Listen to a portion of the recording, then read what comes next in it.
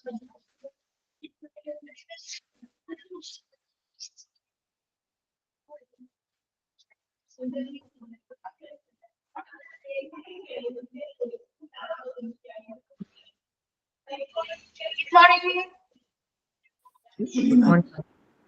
morning.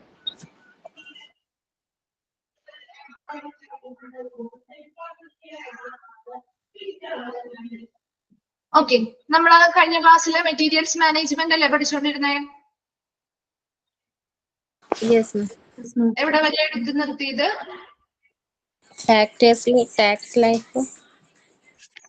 Purchasing new equipment factors 3 പറഞ്ഞിട്ടുണ്ടായിരുന്നു. Factors 3 പറഞ്ഞു അല്ലെ? ഓക്കെ, ഇപ്പൊ എന്തൊക്കെയായിരുന്നു നമ്മുടെ ആദ്യത്തെ ഫസ്റ്റ് ഫാക്ടർ എന്ന് പറഞ്ഞത്? Economic life of the machine എന്ന് പറഞ്ഞാൽ എന്താണ്? Economic life of the machine just ഒന്ന് റിവൈൻഡ് ചെയ്തിട്ട് പോവാം നമുക്ക്. Economic life of the machine എന്ന് പറഞ്ഞാൽ എന്താണ് നിങ്ങൾക്ക് മനസ്സിലായത് അതിൽ നിന്ന്? എന്താണ് അതിൽ നിന്ന് മനസ്സിലായത്? 2 എണ്ണം പറഞ്ഞു അല്ലെ? എക്കണോമിക് ലൈഫ് ഓഫ് മെഷീനും പറഞ്ഞു, ഫിസിക്കൽ ലൈഫ് ഓഫ് ദ മെഷീനും പറഞ്ഞു. അതിൽ രണ്ടിലും തമ്മിൽ കുറച്ച് വ്യത്യാസമില്ലേ? രണ്ടും തമ്മിൽ വ്യത്യാസമില്ലേ? എന്താണ് ഒരു എക്കണോമിക് ലൈഫ് എന്ന് പറഞ്ഞാല്? എന്താണ്? ക്ലിയർ ആയോ? അത് മനസ്സിലായിരുന്നോ? ഒരു ഉപകരണം എത്ര നാൾ നല്ല രീതിയിൽ പ്രവർത്തിക്കുന്നു എന്ന് കംപ്ലൈന്റും ഒന്നും വരാതെ. അല്ലെ, കംപ്ലൈന്റോ റിപ്പയറോ ഇല്ലാതെ ഒരു ഉപകരണം നമ്മൾ വാങ്ങിയത് മുതൽ നമുക്ക് എത്ര നാൾ ഉപയോഗിക്കാൻ പറ്റും അല്ലെ? അതാണ് economic life of the machine എന്ന് പറയുന്നത്. Very good. രണ്ടാമത്തത് നമ്മൾ എന്താ പറഞ്ഞേ? Physical life of the machine എന്ന് പറയുമ്പോൾ അത് എന്താണ്? ഫിസിക്കൽ ലൈഫിൽ എന്താ വ്യത്യാസം വരുന്നത്? അവിടെ ഫിസിക്കൽ ലൈഫിൽ എന്താ വ്യത്യാസം വരുന്നേ? എന്ന് പറഞ്ഞേ. എന്താണ്? ആരും ഉണ്ടായില്ലേ? വേറെ ആരും ഉണ്ടായില്ലേ ക്ലാസ്സില്? നിങ്ങൾക്ക് മനസ്സിലായോന്ന് അറിയാൻ വേണ്ടിയിട്ടാ. ഒരു ടോട്ടൽ ലൈഫാണ് അല്ലെ? ആ ഒരു മെഷീൻ നമ്മൾ അല്ലെങ്കിൽ ഒരു ഉപകരണം നമ്മൾ വാങ്ങിച്ചത് മുതല് വാങ്ങിച്ച് അത് ചിലപ്പോൾ കുറച്ച് വർഷം കഴിയുമ്പോൾ അത് സർവീസ് ചെയ്യേണ്ടതായിട്ട് വരാം അല്ലെ? റിപ്പയർ ചെയ്യേണ്ടതായിട്ട് വരാം. ഇതെല്ലാം ചെയ്തിട്ട് അല്ലെ? ഇതെല്ലാം ചെയ്ത് കഴിഞ്ഞു എത്ര നാള് മാക്സിമം നമുക്ക് ആ ഒരു ഉപകരണം ഉപയോഗിക്കാൻ പറ്റും അല്ലെ? മെയിൻ്റനൻസ്, ആഫ്റ്റർ മെയിൻ്റനൻസ് എടുത്തിട്ട് മെയിൻ്റനൻസ് കഴിഞ്ഞു നമുക്ക് എത്ര നാള് ആ ഒരു മെഷീൻ അല്ലെങ്കിൽ ആ ഒരു ഉപകരണം ഉപയോഗിക്കാൻ പറ്റും എന്നുള്ളതാണ് എന്തെന്ന് പറയുന്നത്? Physical life of the machine എന്ന് പറയുന്നത്. ക്ലിയർ ആയോ? അത് 2 എണ്ണം. എക്കണോമിക് ലൈഫ് ഓഫ് ദ മെഷീനും ഫിസിക്കൽ ലൈഫ് ഓഫ് ദ മെഷീനും ക്ലിയർ ആണോ? ഓക്കെ ആണോ? ഓക്കെ. ടാക്സ് ലൈഫ് എന്ന് പറഞ്ഞാൽ എന്താ? എന്താണ് ആ ഒരു ഉപകരണത്തിന്റെ ടാക്സ് ലൈഫ് എന്ന് പറഞ്ഞാല്? ആ ഒരു മെഷീന്റെ ടാക്സ് ലൈഫ് എന്ന് പറഞ്ഞാൽ എന്താ? ചിലവാക്കിയ തുക എത്ര നാൾ കൊണ്ട് തിരിച്ചു പിടിക്കാൻ? അതെ, ചിലവാക്കിയ തുക എത്ര നാൾ കൊണ്ട് നമുക്ക് അതിൽ നിന്ന് തിരിച്ചു ലഭിക്കാൻ പറ്റും അല്ലെ? തിരിച്ച് നമുക്ക് അതിൽ നിന്ന് ഇപ്പൊ ഒരു 50,000 രൂപ മുടക്കി അല്ലെ? ഒരു സാധനം വാങ്ങുന്ന, ഒരു ഉപകരണം വാങ്ങാൻ നമ്മൾ 50,000 രൂപ മുടക്കിയാൽ ആ ഉപകരണം ആ ഒരു ആശുപത്രിയിൽ ഉപയോഗിക്കുന്നത് വഴി എത്ര നാൾ കൊണ്ട് അവർ ആ ചിലവാക്കിയ മുതൽ അവർക്ക് തിരികെ കിട്ടും? ആ ഒരു ഉപകരണം വർക്ക് ചെയ്യുന്നു, ഉപയോഗിക്കണം അല്ലെ? ആ ഉപയോഗിച്ചു കഴിഞ്ഞ് എത്ര നാൾ കൊണ്ട് അവർ ആ ചിലവാക്കിയ തുക അവർക്ക് തിരികെ കിട്ടും എന്നുള്ളതാണ് ടാക്സ് ലൈഫ് എന്ന് പറയുന്നത്. ഇത് 3 ക്ലിയർ ആണല്ലോ അല്ലെ? ക്ലിയർ അല്ലേ? നെക്സ്റ്റ് ഭാഗത്തേക്ക് പോവാലോ. ഓക്കെ, നെക്സ്റ്റ് വരുന്നതാണ് എക്കണോമിക് ഫോർകാസ്റ്റിംഗ്, സാമ്പത്തിക പ്രവചനം. എക്കണോമിക് ഫോർകാസ്റ്റിംഗ് നടത്താറുണ്ടോ നിങ്ങൾ? ഒരു എന്തെങ്കിലും ഒരു സാധനം വാങ്ങാൻ പോകുക, ഒബ്റ്റൈനബിലിറ്റി ഓഫ് സ്പെയർസ്. എന്താ? സ്പെയർസ് ഒക്കെ നമുക്ക് ഒബ്റ്റൈനബിൾ ആണോ? നമുക്ക് കിട്ടാറുണ്ടോ അല്ലെ? പെട്ടെന്ന് നമുക്ക് കിട്ടുന്ന സ്പെയർസ് ആണോ അതിലുള്ളത്? അതുപോലെ ഇലക്ട്രിസിറ്റി, എത്രത്തോളം ഇലക്ട്രിസിറ്റി അതിന് ചിലവാകും? നിങ്ങൾ എന്തെങ്കിലും ഫ്രിഡ്ജോ അല്ലെങ്കിൽ എന്തെങ്കിലും ഉപകരണം TV ഒക്കെ വാങ്ങാൻ പോകുമ്പോ സ്റ്റാർ നോക്കാറുണ്ടോ? 5 സ്റ്റാർ ആണോ 4 സ്റ്റാർ ആണോ എന്നൊക്കെ നോക്കാറുണ്ടോ? ചെയ്യാറില്ലേ? അതാണ് ഇവിടെ പറയുന്നത്. ഇപ്പൊ നമ്മളൊരു ഉപകരണം ഇവിടെ പുതിയ പർച്ചേസ് ചെയ്യുന്നതുമായി ബന്ധപ്പെട്ട ഫാക്ടേഴ്സ് ആണ് നമ്മൾ പറയുന്നത് അല്ലെ? പുതിയൊരു ഉപകരണം നമ്മൾ പർച്ചേസ് ചെയ്യാൻ പോകുമ്പോൾ, അതിപ്പോ ഇവിടെയാണെങ്കിലും ഹോസ്പിറ്റലാണെങ്കിലും ഒരു ഉപകരണം പർച്ചേസ് ചെയ്യാൻ പോകുമ്പോ അതിനൊരുപാട് ഇലക്ട്രിസിറ്റി ചിലവാകുമോ? അതുപോലെ ആ വരുന്ന മെഷീൻസിന് സ്പെയറുകള് ലഭ്യമാണോ? നമുക്ക് എപ്പോഴും ലഭ്യമായിരിക്കുമോ? സ്പെയർ പാർട്സ് ഒക്കെ ലഭ്യമാകുമോ എന്ന് അറിയണം അല്ലെ. ചിലതിന്റെ ആണെങ്കിലോ, ചില സ്പെയർ പാർട്സ്, ചില മെഷീൻസിന്റെ ഒന്നും സ്പെയർ പാർട്സ് നമുക്ക് പെട്ടെന്ന് അവൈലബിൾ ആവില്ല അല്ലെ. അപ്പൊ നമുക്ക് പെട്ടെന്ന് അത് കുറച്ച് സമയം കൊണ്ട് തന്നെ റിപ്പയർ ചെയ്തൊന്നും കിട്ടാനായിട്ട് ബുദ്ധിമുട്ട് വരും അല്ലെ. അപ്പൊ അങ്ങനെയുള്ള കാര്യങ്ങളൊക്കെ പർച്ചേസ് ചെയ്യുന്നതിന് മുൻപ് മനസ്സിലാക്കി വെക്കണം. അതാണ് എക്കണോമിക് ഫോർകാസ്റ്റിംഗ് അല്ലെങ്കിൽ സാമ്പത്തിക പ്രവചനം എന്ന് പറയുന്നത്. ക്ലിയർ ആണോ? അത് ഓക്കെ ആണോ? ഓക്കെ. നെക്സ്റ്റ് നോക്കിയേ, potentiality in the existing system. എന്താണ്? നമ്മുടെ നിലവില് ഇപ്പൊ ഈ ഒരു മെഷീൻ വാങ്ങുന്നത് കൊണ്ട് ആ ഒരു ഹോസ്പിറ്റലിന്റെ പ്രധാന ആവശ്യകത എന്താണ് എന്ന് കൂടി മനസ്സിലാക്കും അല്ലെ. ഒരു പുതിയ എക്യുപ്മെന്റ് വാങ്ങണം എന്ന് അവർ പറഞ്ഞ ഉടനെ നമ്മൾ പോയി എന്ത് ചെയ്യാൻ പാടില്ല? ആ ഒരു എക്യുപ്മെന്റ് പർച്ചേസ് ചെയ്യാൻ പാടില്ല. പകരം എന്ത് ചെയ്യണം?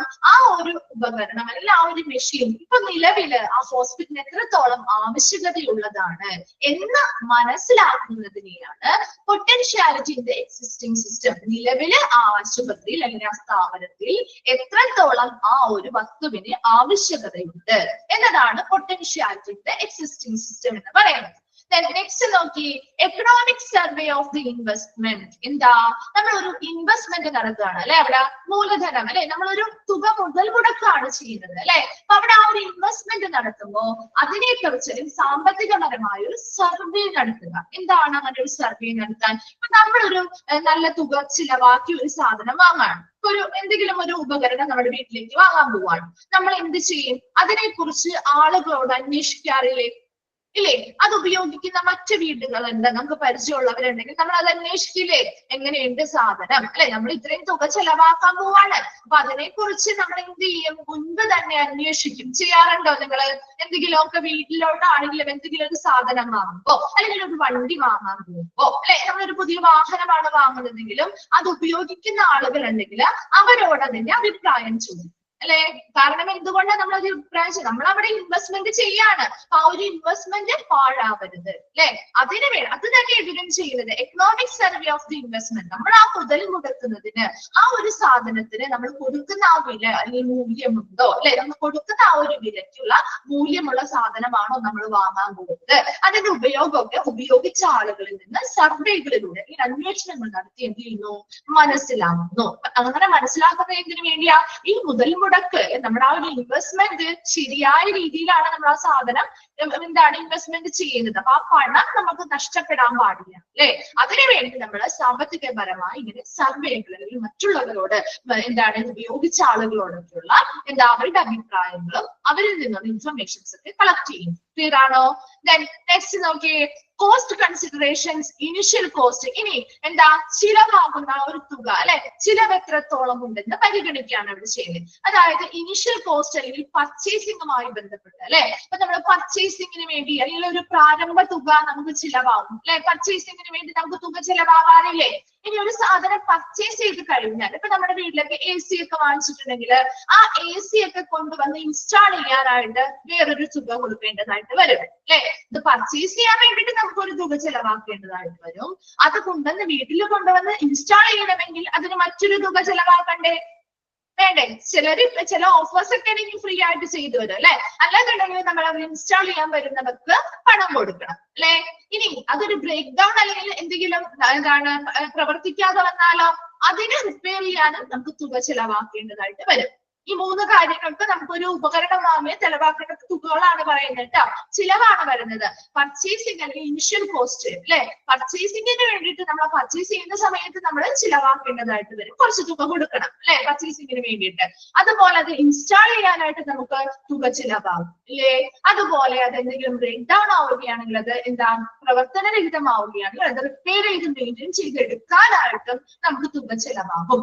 ഈ മൂന്ന് വഴികളിലൂടെ നമുക്ക് ചിലവാകുന്ന തുക അല്ലെ അപ്പൊ ഒരു മെഷീൻ അല്ലെങ്കിൽ ഉപകരണം വാങ്ങുന്നതിന് മുൻപ് തന്നെ ഈ തുക എന്താണ് എത്രത്തോളം തുക ചിലവാകുന്നുണ്ട് എന്നതിനെ കുറിച്ച് എന്ത് ചെയ്യണം, പരിഗണിച്ചുകൊണ്ടായിരിക്കണം ആ ഒരു ഉപകരണം വാങ്ങേണ്ടത്. ഒരുപാട് റിപ്പയറിംഗ് പൈസ ആവുന്നു അല്ലെങ്കിൽ ഒരുപാട് ഇൻസ്റ്റലേഷൻ ഫീസ് ആവുന്നു, പർച്ചേസ് ചെയ്യുന്നതിന്റെ പർച്ചേസിങ്ങിനുള്ളിൽ ഇതെല്ലാം ഉൾപ്പെടുത്തുന്നുണ്ടെങ്കിൽ ഓക്കെ. അതേസമയം പർച്ചേസിങ്ങിന് വേറെ കൊടുക്കണം, ഇൻസ്റ്റലേഷന് വേറെ കൊടുക്കണം, ബ്രേക്ക് ഡൗൺ ആയി കഴിഞ്ഞാൽ അത് റിപ്പയർ ചെയ്യാനായിട്ട് ഒരുപാട് തുക മുടക്കണം. നമുക്ക് അങ്ങനെ ഒരു ഉപകരണം വാങ്ങേണ്ട ആവശ്യമുണ്ടോ? വേണോ? വേണ്ട അല്ലെ. അപ്പൊ നമുക്ക് മറ്റൊരു ഓപ്ഷൻ നമുക്ക് നോക്കാം. അപ്പൊ അതുപോലെ എല്ലാ കാര്യത്തിലും അതായത് ഇത് ചിലവാകുന്ന തുകകൾ എത്രത്തോളം ഉണ്ട്, അത് വാങ്ങുന്നത് മുതൽ അത് നമ്മൾ റിപ്പയർ ചെയ്ത് ഉപയോഗിക്കുന്നത് വരെ എത്രത്തോളം തുക ഈ ഒരു ഉപകരണത്തിന് വേണ്ടി നമ്മൾ ചിലവാക്കേണ്ടതായിട്ട് വരുന്നത് കൂടി കൺസിഡർ ചെയ്തുകൊണ്ട് അല്ലെങ്കിൽ പരിഗണിച്ചുകൊണ്ടായിരിക്കണം ഒരു ഉപകരണം പർച്ചേസ് ചെയ്യേണ്ടത്. ക്ലിയർ ആണോ? ആ ഒരു ഫാക്ടേഴ്സ് ക്ലിയർ ആണോ? ഫാക്ടേഴ്സ് ക്ലിയർ ആയോ? ഓക്കെ ആണല്ലോ. ഓക്കെ, അപ്പൊ നമ്മുടെ പർച്ചേസിംഗ് ഓഫ് ന്യൂ എക്യുപ്മെന്റ് എന്ന് പറഞ്ഞിട്ട് നമ്മുടെ കുറച്ച് കാര്യങ്ങളാണ് പറഞ്ഞു. ആദ്യം കുറച്ച് 3 പോയിന്റ് പറഞ്ഞു, അത് കഴിഞ്ഞ് കുറച്ച് ഫാക്ടേഴ്സ് പറഞ്ഞു. അത് കംപ്ലീറ്റ് ആയി കേട്ടോ. നെക്സ്റ്റ് വരുന്നതാണ് purchasing of an old equipment. ഒരു പഴയ എക്യുപ്മെന്റ് പർച്ചേസ് ചെയ്യുന്നതുമായി ബന്ധപ്പെട്ട കാര്യങ്ങളാണ് പറയുന്നത്. നോക്കി, owing to shortage of money or to use the equipment as an experiment. എന്തുകൊണ്ടായിരിക്കും നമ്മൾ ഒരു പഴയ ഉപകരണം വാങ്ങുന്നത്? എന്തുകൊണ്ടായിരിക്കാം? നിങ്ങളുടെ വീട്ടിലാണെങ്കിലും പഴയ ഒരു വാഹനം നമ്മൾ വാങ്ങുന്നു അല്ലെ. പഴയ വാഹനം വാങ്ങുന്നതിന്റെ റീസൺസ് എന്തൊക്കെയായിരിക്കും? എന്തായിരിക്കും ഒരു പഴയ വാഹനം, നിങ്ങളുടെ ഒരു യൂസ്ഡ് ആയിട്ടുള്ള ഒരു വാഹനം വാങ്ങുന്നതിന്റെ ഒരു റീസൺ എന്തായിരിക്കും? അതെ, ചിലവ് അല്ലെ. നമുക്ക് ആ ചിലവാകുന്ന തുക ചിലപ്പോ നമുക്ക് അത്രയും തുക നമ്മുടെ കയ്യിൽ എടുക്കാം. പുതിയൊരെണ്ണം വാങ്ങുന്ന അത്രയും എടുക്കാനാണ് വാങ്ങുന്ന തുക അത്രയും നമുക്ക് ചിലപ്പോ എടുക്കാനുണ്ടാവില്ല അല്ലെ. അതാണ് അതെ, തുക ഇല്ലായിരിക്കും. അത് ശരിയാണ്. അതാണ് ഒന്നാമത്തെ പ്രധാന കാര്യം എന്ന് പറയുന്നത് അല്ലെ. പുതിയൊരെണ്ണം വാങ്ങാനായിട്ട് ഒരുപാട് തുക ചിലവാകും. അപ്പൊ അത്രയും തുക ചിലപ്പോൾ നമ്മുടെ കയ്യിൽ ഇപ്പോൾ എടുക്കാനുണ്ടാവില്ല. അതുകൊണ്ട് നമ്മൾ എന്ത് ചെയ്യും? ഉപയോഗം നടത്താൻ വേണ്ടിയിട്ട് ഒരു യൂസ്ഡ് ആയിട്ടൊരെണ്ണം വാങ്ങാം അല്ലെ. അതാണ് ഇവിടുത്തെയും ഫസ്റ്റ് റീസൺ എന്ന് പറയുന്നത്, ഷോർട്ടേജ് ഓഫ് മണി. എന്താ? പണത്തിന്റെ മൂല്യം അല്ലെ, പണത്തിന്റെ കുറവ് മൂലം അല്ലെ. രണ്ടാമതായിട്ട് എന്താണ് ഒരാൾ പറഞ്ഞല്ലോ, റഫ് ആയിട്ട് യൂസ് ചെയ്യാൻ വേണ്ടി. അല്ലെങ്കിൽ നമുക്ക് എന്താ, ഇപ്പൊ ചിലരാണെങ്കിൽ നമ്മൾ ഓൾറെഡി നമ്മൾ പറഞ്ഞു അല്ലെ, ഒരു വാഹനം ഓടിച്ച് പഠിക്കാൻ വേണ്ടിയിട്ടൊക്കെ നമ്മൾ എക്സ്പെരിമെന്റ് പരീക്ഷണാടിസ്ഥാനത്തിൽ എന്ത് ചെയ്യുന്നു, അല്ലെങ്കിൽ ഇത് പ്രവർത്തിച്ച് നോക്കാൻ വേണ്ടി, പ്രവർത്തിച്ച് പഠിക്കാൻ വേണ്ടിയിട്ട് അല്ലെ, അതിനു വേണ്ടിയിട്ട് നമ്മൾ എന്ത് ചെയ്യുന്നു, ആ ഒരു എന്താണ് വാഹനമായിക്കോട്ടെ അല്ലെങ്കിൽ എന്താണെങ്കിലും നമ്മൾ എന്ത് ചെയ്യും, യൂസ്ഡ് ആയിട്ടുള്ളവയാണ് വാങ്ങുന്നത് അല്ലെ. നമുക്ക് എന്താണ് ചെയ്ത് പഠിക്കാനായിട്ട് നമ്മൾ എപ്പോഴും പുതിയ ഒരെണ്ണം വാങ്ങാറുണ്ടോ? എന്ത് സാധനമാണെങ്കിലും നമുക്ക് ചെയ്ത് പഠിക്കാൻ വേണ്ടിയിട്ട് നമ്മൾ എപ്പോഴും പഴയതാണ് ചൂസ് ചെയ്യുക അല്ലെ. അത് പഠിച്ച് എക്സ്പേർട്ട് ആയി കഴിഞ്ഞാൽ നമ്മൾ എന്ത് ചെയ്യും? പുതിയൊരെണ്ണം വാങ്ങും അല്ലെ. അപ്പൊ ഇവിടെയും രണ്ട് റീസൺ അത് തന്നെയാണ്. ഒരു പഴയ ഓൾഡ് എക്യുപ്മെന്റ്, യൂസ്ഡ് ആയിട്ടുള്ള എക്യുപ്മെന്റ് വാങ്ങുന്നതിന്റെ പ്രധാന രണ്ട് റീസൺസ് എന്ന് പറയുന്നത് ഷോർട്ടേജ് ഓഫ് മണി, പണത്തിന്റെ കുറവ് മൂലമാവാം. അല്ലെങ്കിലോ ഒരു പരീക്ഷാടിസ്ഥാനത്തിൽ ചെയ്ത് പഠിക്കാനായിട്ട് നമ്മൾ എന്ത് ചെയ്യുന്നു, ഇങ്ങനെയുള്ള ഉപകരണങ്ങൾ വാങ്ങാറുണ്ട്. ആ രണ്ട് റീസൺസ് കൊണ്ടാണ് നമ്മൾ ഒരു ഓൾഡ് എക്യുപ്മെന്റ് പർച്ചേസ് ചെയ്യുന്നത്. ഈ ഓൾഡ് എക്യുപ്മെന്റ്സ് നമുക്ക് 4 പ്രധാന സോഴ്സുകളിൽ നിന്ന് പർച്ചേസ് ചെയ്യാവുന്നതാണ്. 4 സോഴ്സ് ആണ് അതിൽ നിന്ന് പർച്ചേസ് ചെയ്യാനുള്ള 4 സോഴ്സുകളാണ്. പറയുകയാണെങ്കിൽ നിങ്ങൾക്ക് മനസ്സിലാവും. ഫസ്റ്റ് വൺ എന്താ? Directly buying from the owner അല്ലെ. നേരിട്ട് നമുക്ക് ആ ഓണറിൽ നിന്ന് പർച്ചേസ് ചെയ്തൂടെ? ചെയ്യാലോ. നമ്മൾ ഒരു വാഹനം വാങ്ങുമ്പോൾ അങ്ങനെയല്ലേ, യൂസ്ഡ് ആയിട്ടുള്ളവയാണെങ്കിൽ ചിലപ്പോൾ നമുക്ക് ആ ഉപയോഗിച്ചു കൊണ്ടിരുന്ന അതിന്റെ ഓണർ ആരാണോ അവരിൽ നിന്ന് നമുക്ക് നേരിട്ട് പർച്ചേസ് ചെയ്യാം അല്ലെ.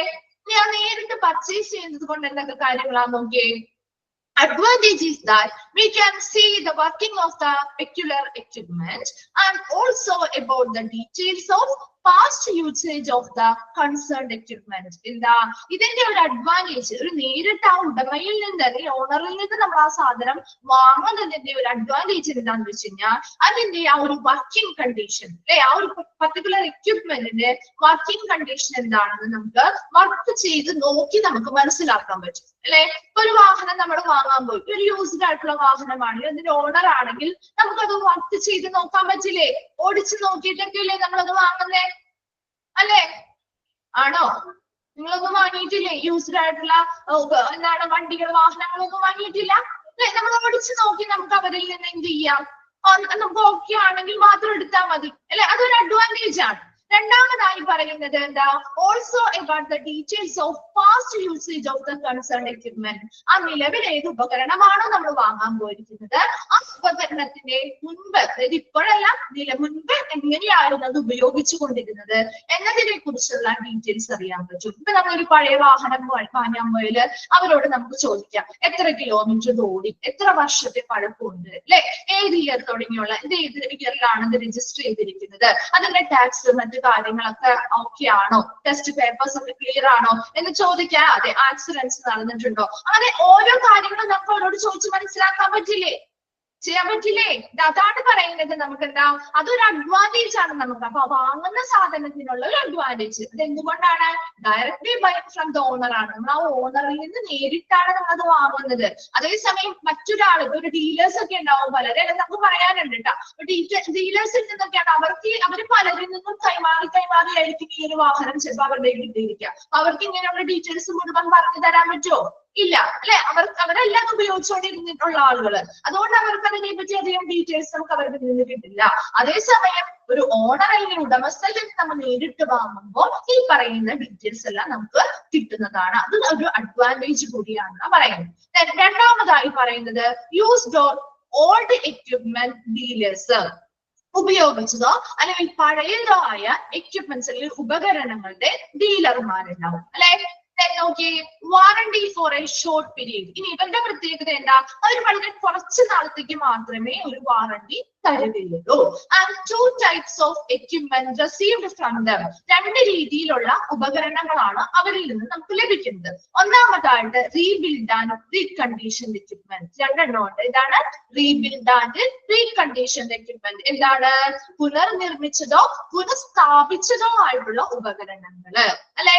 ഒരു വാഹനം വാങ്ങാൻ പോയാല് ആ വാഹനം നമ്മളൊരു യൂസ്ഡ് അല്ലെങ്കിൽ ഓൾഡ് എക്യുപ്മെന്റ്സുകൾ ഡീൽ ചെയ്യുന്ന ഡീലേഴ്സിന്റെ അടുത്ത് നിന്നാണ് നമ്മൾ വാങ്ങുന്നതെങ്കിൽ അവർ തരുന്ന ആ ഒരു വാഹനം എന്ന് പറയുന്നത് എങ്ങനെയായിരിക്കും?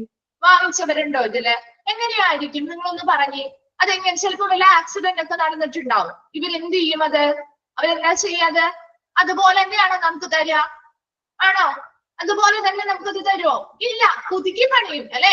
അതെന്ത് ചെയ്യും? പുനർനിർമ്മിക്കും, അല്ലെങ്കിൽ അത് പുനഃസ്ഥാപിക്കും, പുതിയതായിട്ട് പെയിന്റ് ഒക്കെ ചെയ്ത്, അല്ലെ, പുതിയ എന്താണ് സ്പെയർ പാർട്സുകളൊക്കെ പുതിയതാക്കി വെച്ച് ഒരു പുതിയ വണ്ടി പോലെ, അല്ലെങ്കിൽ യാതൊരുവിധ കേടുപാടുകളും സംഭവിക്കാത്തൊരു വണ്ടി പോലെയാണ് നമുക്കത് തരുന്നത്, അല്ലെ. അപ്പൊ അങ്ങനെയുള്ള 2 രീതിയിലുള്ള, അതായത് പഴയ ഒരു വാഹനമായിരിക്കും, പക്ഷെ അത് എന്താണ് റീബിൽഡ് ചെയ്ത് അല്ലെങ്കിൽ അതിന്റെ റീകണ്ടീഷനിങ് ഒക്കെ ചെയ്ത് പുതിയ പോലെ, അല്ലെങ്കിൽ ഇപ്പൊ ഓടിച്ച് നോക്കുമ്പോൾ നമുക്ക് വലിയ മിസ്റ്റേക്കോ കാര്യങ്ങളൊന്നും ചിലപ്പോ അപ്പൊ തോന്നാത്ത രീതിയിലായിരിക്കും അവർ തരാം, അല്ലെ. ചിലപ്പോ കുറച്ച് നാൾ കഴിയുമ്പോൾ ചിലപ്പോ എന്താ, വളരെ ഷോർട്ട് പീരീഡ് ചിലപ്പോൾ അതിന്റെ ഒരു വാറണ്ടി ഉണ്ടാവുള്ളൂ. കുറച്ച് നാൾ കഴിയുമ്പോൾ ചിലപ്പോ 1 or 2 മാസത്തേക്ക് ചിലപ്പോ ഉണ്ടാവുള്ളൂ, അല്ലെ. അത് കഴിയുമ്പോൾ അതെന്ത് ചെയ്യും? വലിയ കംപ്ലൈന്റുകളൊക്കെ കാണിക്കാൻ തുടങ്ങും. അപ്പൊ ആ സമയത്ത് നമ്മൾ വന്നെടുക്കുന്ന ആ സമയത്ത് പ്രശ്നങ്ങളൊന്നും തോന്നാത്ത രീതിയിലുള്ള ചെറിയ എന്താണ് പുതുക്കി പണികളുകള്, അല്ലെങ്കിൽ എന്താ ചെറിയ കണ്ടീഷൻ പണികളൊക്കെ ചെയ്താണ് അങ്ങനെയുള്ള വാഹനങ്ങളായിരിക്കും നമുക്ക് അവരിൽ നിന്ന് കിട്ടുക. ക്ലിയർ ആണോ? അത് used or old equipment dealers. Clear ആണോ? നെക്സ്റ്റ് നോക്കിയേ, ബ്രോക്കേഴ്സിനെ കണ്ടിട്ടില്ലേ? ഇടനിലക്കാര്, അല്ലെ. അതുപോലെ ഓപ്ഷനേഴ്സ്, ലേലം വിളിക്കാൻ. ചില ഇതൊക്കെ ആണെങ്കിൽ ലേലം വിളിച്ചായിരിക്കും. ഇപ്പൊ എന്തെങ്കിലും ഒരു എന്താണ് ഫിനാൻഷ്യൽ ഇതാണ് നമ്മൾ എടുത്തിരിക്കുന്നതെങ്കിൽ, ഇപ്പൊ CC ഒക്കെ മുടങ്ങി പോയ വാഹനങ്ങളാണെങ്കിൽ ലേലം വിളിയിലൂടെയൊക്കെ ചിലർക്ക് കിട്ടാറുണ്ട്, അല്ലെ. വാഹനങ്ങള് കേട്ടിട്ടുണ്ടോ നിങ്ങളത്? ഇപ്പൊ CC ഒക്കെ മുടങ്ങിയ വാഹനങ്ങളാണെങ്കിൽ അവരത് എന്ത് ചെയ്യും? പിടിച്ചുകൊണ്ട് പോയിട്ട് അവരത് അവിടെ വെക്കുകയല്ലോ ചെയ്യുന്നേ. അവരെന്ത് ചെയ്യും? അത് ഒരുപാട് നാൾ ഇവര് തിരിച്ചടയ്ക്കാണ്ടൊക്കെ വരുമ്പോ അവരെന്ത് ചെയ്യും? ആ വാഹനം ലേലത്തിലേക്ക് ഇടും, അല്ലെ. അപ്പൊ അങ്ങനെ ലേലം വിളിക്കുന്ന അല്ലെങ്കിൽ ഓപ്ഷനേഴ്സിൽ നിന്നും നമുക്ക് ഈ ഒരു വാഹനങ്ങള് ലഭ്യമാക്കാം, അല്ലെങ്കിൽ ഇങ്ങനെയുള്ള പഴയ എക്യുപ്മെന്റ്സുകൾ നമുക്ക് ലഭ്യമാക്കാൻ പറ്റും. പക്ഷെ ഈ 2 പറയുന്ന ബ്രോക്കേഴ്സ് ആവാം അല്ലെങ്കിൽ ഓപ്ഷനേഴ്സ് ആവാം, ഇവരെല്ലാം റിസ്കി സോഴ്സസ്. ഇവരെന്താ, അപകട സാധ്യതകൾ, ഇവരിൽ യാതൊരുവിധ വാറണ്ടി അല്ലെങ്കിൽ യാതൊരുവിധ ഉത്തരവാദിത്വവും അവർക്ക് ഇതിൽ ഉണ്ടായിരിക്കില്ല. സാധനം വാങ്ങിക്കഴിഞ്ഞാൽ പിന്നെ അവരുമായിട്ട് നമുക്ക് യാതൊരു ബന്ധവും ഉണ്ടായിരിക്കില്ല. അവർക്ക് യാതൊരു വാറണ്ടിയും അവർ തരുന്നുമില്ല. ക്ലിയർ ആണോ? അത് purchasing of an equipment 4 sources ഓക്കെയാണോ? ക്ലിയർ ആയോ? ഓക്കെയാണ്. ഓക്കെ, നെക്സ്റ്റ് നോക്കിയേ, disadvantages in buying an old equipment. ഇനി ഒരു പഴയ ഉപകരണം വാങ്ങുന്നത് കൊണ്ട് കുറച്ച് ഉപകാരങ്ങളുണ്ട്, എന്നാൽ അവിടെ വാങ്ങുന്നത് കൊണ്ട് എന്തൊക്കെ ഡിസഡ്വാൻറ്റേജസ് ആണുള്ളത് നോക്കിയേ. ഫസ്റ്റ് വൺ ആണ് economic life period of A particular equipment cannot be ascertained. എന്താണ് അവിടുത്തെ ആ ഒരു വാഹനത്തിന്റെ എക്കണോമിക് ലൈഫ്, അല്ലെ? അത് എത്ര നാളത് റിപ്പയർ കൂടാതെ അത് എത്ര നാളത് നിലനിൽക്കും, അല്ലെങ്കിൽ എന്താണ് നമ്മളിപ്പോ ഒരു യൂസ്ഡ് ആയിട്ടുള്ളവയല്ലേ വാങ്ങുന്നേ, അപ്പൊ നമ്മൾ അത് വാങ്ങുന്നത് മുതല് അത് പെട്ടെന്ന് ചിലപ്പോ കംപ്ലൈന്റ് വരാം, അല്ലെ? അപ്പൊ അതിന്റെ ആ ഒരു എക്കണോമിക് ലൈഫ് പീരിയഡ് എന്ന് പറയുന്നത് നമുക്ക് അസർട്ടൈൻഡ് ആണ്. നിർണ്ണയിക്കാൻ സാധിക്കുമോ? ഇല്ല, അല്ലെ? നിർണ്ണയിക്കാൻ സാധിക്കില്ല. ചില സാധനങ്ങൾ നമ്മൾ വാങ്ങി ചിലപ്പോ പിറ്റേ ദിവസം കംപ്ലൈന്റ് ആയി പോവാം, അല്ലെ? ഉപയോഗിച്ചതായി ആണ് ഓൾറെഡി, അല്ലെ? എന്തെങ്കിലും കംപ്ലൈന്റുകൾ വന്നത് കൊണ്ടായിരിക്കും അവർ കൊടുക്കുന്നത്. നമ്മളത് വാങ്ങുമ്പോൾ ചിലപ്പോ അതൊന്നും അറിയില്ല. ചിലപ്പോ പിറ്റേ ദിവസം ചിലപ്പോ അതിന്റെ എന്താണ് ഉപയോഗം നിന്ന് പോവാം, ചിലപ്പോ ഒരു മാസം, ചിലപ്പോ 2 വർഷം, അല്ലെ? ചിലപ്പോ കൂടുതൽ സമയം നമുക്ക് കിട്ടാം. അപ്പൊ അത് എത്ര നാളത് കൃത്യമായിട്ട് നിൽക്കും എന്നുള്ളത് നമുക്ക് ഒരു പുതിയ എക്യുപ്മെന്റിനെ പോലെ ഇതിൽ പറയാൻ പറ്റുമോ? നിർണ്ണയിക്കാൻ പറ്റുമോ? എത്ര നാളത് ഇങ്ങനെ നല്ല ജീവിത കാലയളവ് ഇത്രത്തോളം അത് നല്ല രീതിയിൽ പ്രവർത്തിച്ചു നിൽക്കുമെന്ന് പറയാൻ പറ്റുമോ? പുതിയൊരു എക്യുപ്മെന്റ് വാങ്ങുമ്പോൾ എന്താ, നമുക്കൊരു ഗ്യാരണ്ടി പീരീഡ് അല്ലെങ്കിൽ വാറണ്ടി പീരീഡ് നമുക്ക് ഇത്ര വർഷം അത് അവർ ഉറപ്പ് തരുന്നുണ്ട്, അല്ലെ? അതേസമയം ഇവിടെ അങ്ങനെ ഒരു ഉറപ്പ് നമുക്ക് നിർണ്ണയിക്കാൻ സാധിക്കില്ല. അതാണ് ഇതിന്റെ ഒരു ഡിസഡ്വാൻറ്റേജ് എന്ന് പറയുന്നത്. അതെ, വാറണ്ടി കുറവായിരിക്കും. അതെ, നമുക്ക് അങ്ങനെ കുറെ അധികം ഡിസഡ്വാൻറ്റേജസ് ഉണ്ട്, അല്ലെ? രണ്ടാമതായിട്ട് no sale after sale service. വിൽപ്പനാനന്തര സർവീസുകൾ നമുക്ക് ഇവിടെ ലഭ്യമാണോ? നിങ്ങളൊരു പുതിയ എക്യുപ്മെന്റ് വാങ്ങി, അല്ലെങ്കിൽ നമ്മളൊരു AC യോ അല്ലെങ്കിൽ ഒരു അതൊരു വാഹനമൊക്കെ വാങ്ങി കഴിയുമ്പോ അവരത് എന്ത് ചെയ്യും? അത് കഴിഞ്ഞ് സർവീസിനായിട്ട് അവരെ തന്നെ വിളിക്കാം നമുക്ക്, അല്ലെ? സർവീസ് ചെയ്ത് തരാറില്ലേ? അവര് ചെയ്തു തരാറില്ല. എന്തെങ്കിലും കംപ്ലൈന്റ്സ് വന്നാല് ചെയ്യാറുണ്ട്, അല്ലെ? പക്ഷെ ഈ ഒരു യൂസ്ഡ് ആയിട്ടുള്ള ഒരു ഉപകരണം അല്ലെങ്കിൽ ഒരു വാഹനമാണ് നമ്മൾ വാങ്ങുന്നതെങ്കിൽ അവർ ആ ഒരു വിൽപ്പനാനന്തര സർവീസ് അവർ ചെയ്യാറുണ്ടോ? നമ്മളത് വാങ്ങിക്കഴിഞ്ഞാൽ അവർ സർവീസ് തരുമോ? ഇല്ല, അല്ലെ? അതൊരു ഡിസഡ്വാൻറ്റേജ് ആണ്. മൂന്നാമതായി പറയുന്നത് മെയിൻ്റനൻസ് ചാർജസ് ഹൈ, അല്ലെ? മെയിൻറ്റെയിൻ ചെയ്ത് കൊണ്ടുപോകാനായിട്ടുള്ള ചാർജ് എന്ന് പറയുന്നത് വളരെ കൂടുതലായിരിക്കില്ലേ? അതാണ് ഈ 3 കാര്യങ്ങളും ആ ഒരു ഓൾഡ് എക്യുപ്മെന്റ് വാങ്ങുന്നത് കൊണ്ടുള്ള ഡിസഡ്വാൻറ്റേജസ് ആണ്. ക്ലിയർ ആണോ? ആ ഒരു purchasing of an old equipment എന്ന് പറയുന്ന ഭാഗം ക്ലിയർ ആണോ? ഓക്കെ, നെക്സ്റ്റ് വരുന്നതാണ് ലീസിംഗ് ഓഫ് ആൻ എക്യുപ്മെന്റ്. നമ്മൾ പറഞ്ഞു വാടകയ്ക്ക് നമുക്ക് എടുക്കാം, അല്ലെ? അല്ലെങ്കിൽ പാട്ടത്തിന് എടുക്കാം എന്ന് പറഞ്ഞു. Leasing is a process by which the right to handle an equipment changes, but ownership doesn't changes. എന്താണ് ഒരു ലീസിംഗ് എന്ന് പറയുന്നത്? Leasing is a process by which the right to handle an equipment changes. എന്താ? ഒരു ഉപകരണം കൈകാര്യം ചെയ്യാനുള്ള അവകാശം, അല്ലെ? ഒരു ഉപകരണം കൈകാര്യം ചെയ്യാനുള്ള അവകാശം മാറുന്ന പ്രക്രിയയാണ് ലീസിംഗ് എന്ന് പറയുന്നത്, അല്ലെ? നിങ്ങൾ ഒരു റെന്റിനൊക്കെ വാഹനങ്ങൾ എടുക്കാറില്ലേ? റെന്റിന് വാഹനം എടുക്കാറില്ലേ? അവിടെ എന്താ, ആ ഒരു വാഹനം ആരാണോ റെന്റിന് എടുക്കുന്നത് ആ റെന്റിന് എടുക്കുന്ന ആളിലേക്ക് ആ വാഹനം ഉപയോഗിക്കാനുള്ള അവകാശം കൈമാറി കിട്ടുകയാണ് ചെയ്യുക, അല്ലെ? ആരാണോ റെന്റിന് എടുക്കുന്നത് പിന്നെ ആ ഒരു ഉപകരണം ഉപയോഗിക്കാനുള്ള ആ ഒരു അവകാശം അല്ലെങ്കിൽ കൈകാര്യം ചെയ്യാനുള്ള അവകാശം ആർക്കായിരിക്കും? ആ റെന്റിനെടുക്കുന്ന വ്യക്തിക്കായിരിക്കും, അല്ലെ? അതാണ് ലീസിംഗ് പ്രോസസ് എന്ന് പറയുന്നത്. ക്ലിയർ ആയോ? ഒരു ലീസിംഗ് പ്രോസസ് എന്ന് പറയുന്ന ഒരു ഉപകരണം അത് കൈകാര്യം ചെയ്യാനുള്ള അവകാശം മാറുന്ന പ്രക്രിയയാണ്. അതായത് അതിന്റെ ശരിക്കുമുള്ള ഒരു ഓണർ ഉണ്ടാവും. അവരിൽ നിന്ന് ആരാണോ ഇത് ലീസിന് എടുക്കുന്നത് അല്ലെങ്കിൽ ആരാണോ ഇത് റെന്റിന് എടുക്കുന്നത് അവരിലേക്ക് ആ ഒരു ഉപകരണത്തിന് കൈമാറാനുള്ള അവകാശം മാറുന്നു. ക്ലിയർ ആണോ? അതെ, പല കാര്യങ്ങൾ കൊണ്ട്, അല്ലെ? പിന്നെ അവിടെ നെക്സ്റ്റ് നോക്കി, ബട്ട് ഓണർഷിപ്പ് ഡസന്റ് ചേഞ്ച്. അവിടെ എന്താ, ആ ഒരു ഉടമസ്ഥാവകാശം പക്ഷേ മാറുന്നുണ്ടോ? കൈവശം എന്താണ് ഉപയോഗിക്കാനുള്ള അവകാശം മാറുന്നുണ്ട്, അല്ലെ? കൈകാര്യം ചെയ്യാനുള്ള അവകാശം മാറുന്നുണ്ട്. അല്ലാതെ അവിടെ ആ ഒരു ഉടമസ്ഥാവകാശം എന്ന് പറയുന്നത് ആ ഓണറിന്റെ പേരിൽ തന്നെ ആയിരിക്കില്ലേ? അതിന് ആ ഒരു ഓണർഷിപ്പ് എന്ന് പറയുന്നത് ആ ഉടമയുടെ പേരിൽ തന്നെ ആയിരിക്കും, അല്ലെ? ഇത് റെന്റിനെടുക്കുന്ന ആളുടെ പേരിലായിരിക്കില്ല, അല്ലെ?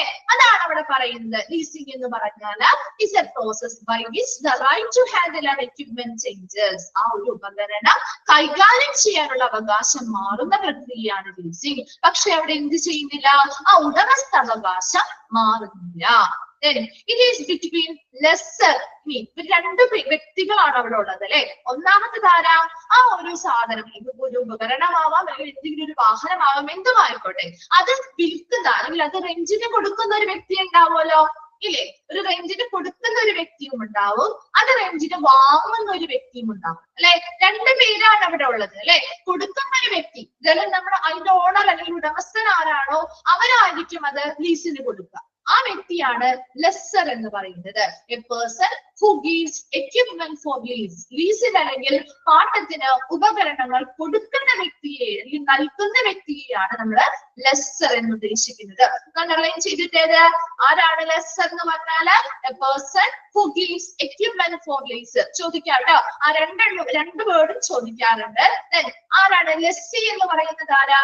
A person who acquire a particular equipment. എന്താ? ആ ഒരു പ്രത്യേക ഉപകരണം ഏറ്റെടുക്കുന്ന വ്യക്തിയെയാണ് ലെസ്സി എന്നതുകൊണ്ട് ഉദ്ദേശിക്കുന്നത്. രണ്ട് വ്യക്തികളാണ് ഇവിടെ. ഇവര് തമ്മിലാണ് ആ ഒരു എന്താണ് ലീസിംഗ് പ്രോസസ്സ് നടക്കുന്നത് അല്ലെ.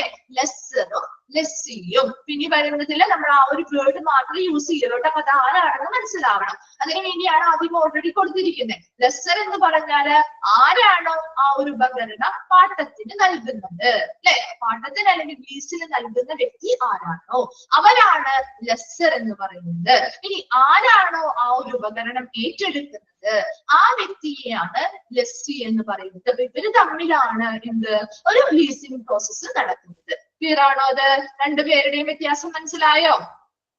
അണ്ടർലൈൻ ചെയ്തിട്ടോ അത്? Okay. Leasing is done due to lack of funds അല്ലെ. നമ്മളൊരു സാധനം പാട്ടത്തിന് എടുക്കാം അല്ലെങ്കിൽ വാടകയ്ക്ക് എടുക്കുന്നത് എന്തുകൊണ്ടായിരിക്കാം? നമ്മുടെ കയ്യില് പണത്തിന്റെ കുറവ് കൂടെ. ഒന്നുകൂടി പറയണം, എന്താണ് ലെസ്സർ എന്ന് പറഞ്ഞാൽ? എന്താ ലെസ്സർ ലെസ്സി രണ്ട് പേരാണ് ഇവിടെ ഉള്ളത്. ലെസ്സർ എന്ന് പറഞ്ഞാൽ ആരാണോ ആ ഒരു വസ്തു, ഒരു ഉപകരണമാണ് നമ്മൾ ഇവിടെ പറയുന്നെങ്കിൽ ആ ഒരു ഉപകരണം പാട്ടത്തിന് അല്ലെങ്കിൽ ലീസിന് നൽകുന്ന വ്യക്തിയാണ് ലെസ്സർ എന്ന് പറയുന്നത്. നൽകുന്ന വ്യക്തി, അതിന് ആ ഓണറാണ് അയാൾ അല്ലെ. ആ വ്യക്തിയാണ് നമ്മൾ അത് ലീസിന് വേണ്ടി കൊടുക്കുന്നത്. ആ ഒരു വ്യക്തിയാണ് ലെസ്സർ എന്ന് പറയുന്നത്. ലെസ്സി എന്ന് പറയുന്നത് ആരാ? ആ സാധനം ലീസിന് എടുക്കുന്ന വ്യക്തിയാണ്. അപ്പൊ നമ്മളാണ് അത് എടുക്കുന്നതെങ്കിൽ നമ്മളാണ് അവിടെ ലെസ്സി എന്ന് പറയുന്നത്. അത് ഓണർ അല്ല. ഓണർ ആർക്കാണോ നൽകുന്നത് ആ നൽകുന്ന അല്ലെങ്കിൽ അത് ലഭ്യമാക്കുന്ന വ്യക്തിയാണ് ലെസ്സി എന്ന് പറയുന്നത്. ക്ലിയർ ആയതോ ഇവ?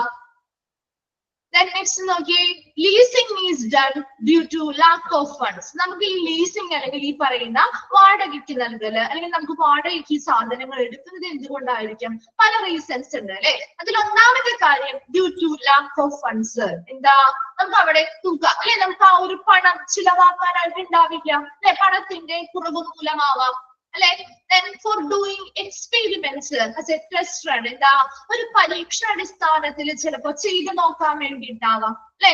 Then as per the duration for which the equipment is needed, എത്ര നാള് അല്ലെങ്കിൽ എത്ര സമയത്തേക്ക് ഈ ഒരു ഉപകരണം ആവശ്യമാണ് എന്നതിനനുസരിച്ചാവാം അല്ലെ. നിങ്ങൾ കണ്ടിട്ടുണ്ടോ കല്യാണ വീടുകളിലൊക്കെ ജനറേറ്റേഴ്സ് ഒക്കെ വാടകയ്ക്ക് എടുക്കുന്നത് കണ്ടിട്ടുണ്ടോ? അത് എന്തുകൊണ്ടാണ് അവരൊക്കെ സ്വന്തമായിട്ട് വാങ്ങാത്തെ? എന്തുകൊണ്ടാണെന്ന് അങ്ങനെ അവർക്ക് അങ്ങനെയാണെങ്കിൽ ഒരു സ്വന്തമായിട്ട് ഒരു ജനറേറ്റർ വാങ്ങി ഉപയോഗിച്ചൂടെ? എന്തുകൊണ്ടാണ് അവർ സ്വന്തമായിട്ട് അത് വാങ്ങാതെ? എന്തെങ്കിലും കാരണമുണ്ടോ അതിന്? എമൗണ്ട് കൂടുതലായതുകൊണ്ട് കുറച്ച് സമയത്തേക്ക് മതി നമുക്കത് അല്ലെ. അതിന്റെ ഉപയോഗം എന്ന് പറയുന്നത് എങ്ങനെയാണ്? നമുക്ക് കുറെ നാൾ അതിന്റെ ഉപയോഗമൊന്നും വേണ്ട. മാക്സിമം ഒരു 1-2 ദിവസം അല്ലെ. ആ ഒരു 2 ദിവസം അല്ലെങ്കിൽ ചിലപ്പോ ഒരു ദിവസമാവാം. ആ ഒരു 1-2 ദിവസത്തേക്ക് മാത്രം നമുക്ക് അത് ഉപയോഗിച്ചാൽ മതി അല്ലെ. അതിന്റെ ഉപയോഗം എന്ന് പറയുന്നത് ആ ഒരു ഡ്യൂറേഷൻ എന്ന് പറയുന്നത് വളരെ കുറവാണ് അല്ലെ.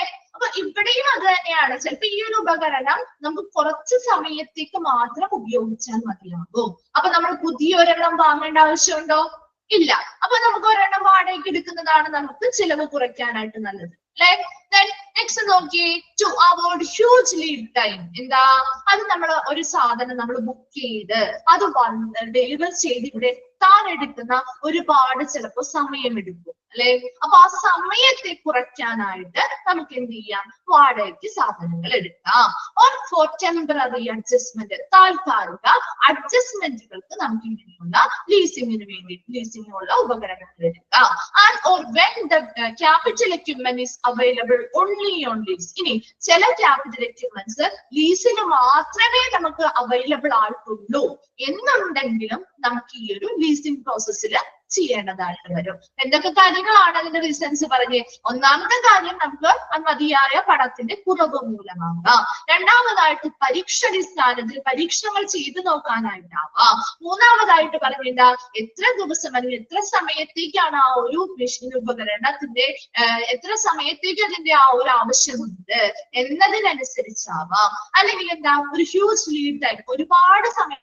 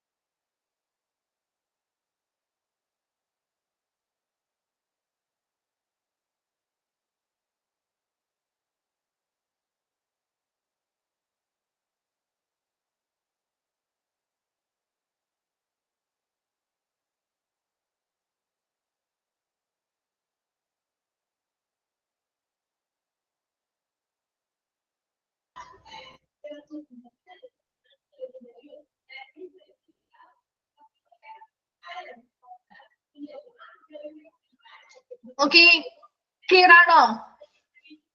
ഒരു ചെറിയ നെറ്റ് ഇഷ്യൂ വന്നതാണ്. ഓക്കെ, നമുക്ക് കണ്ടിന്യൂ ചെയ്യാം കേട്ടോ. ഓക്കെ, നമ്മളപ്പോ എവിടെ വരെ പറഞ്ഞു നിർത്തിയേ? ലീസിങ്ങിന്റെ കാരണങ്ങൾ അല്ലെ, ഒരു ലീസിങ് എടുക്കുന്നതിന്റെ, ലീസിങ് വഴി ഒരു ഉപകരണം എടുക്കുന്നതിന്റെ കാരണങ്ങളാണ് പറഞ്ഞത്. ക്ലിയർ ആണോ? അത് ആ റീസൺസ് ക്ലിയർ ആയോ?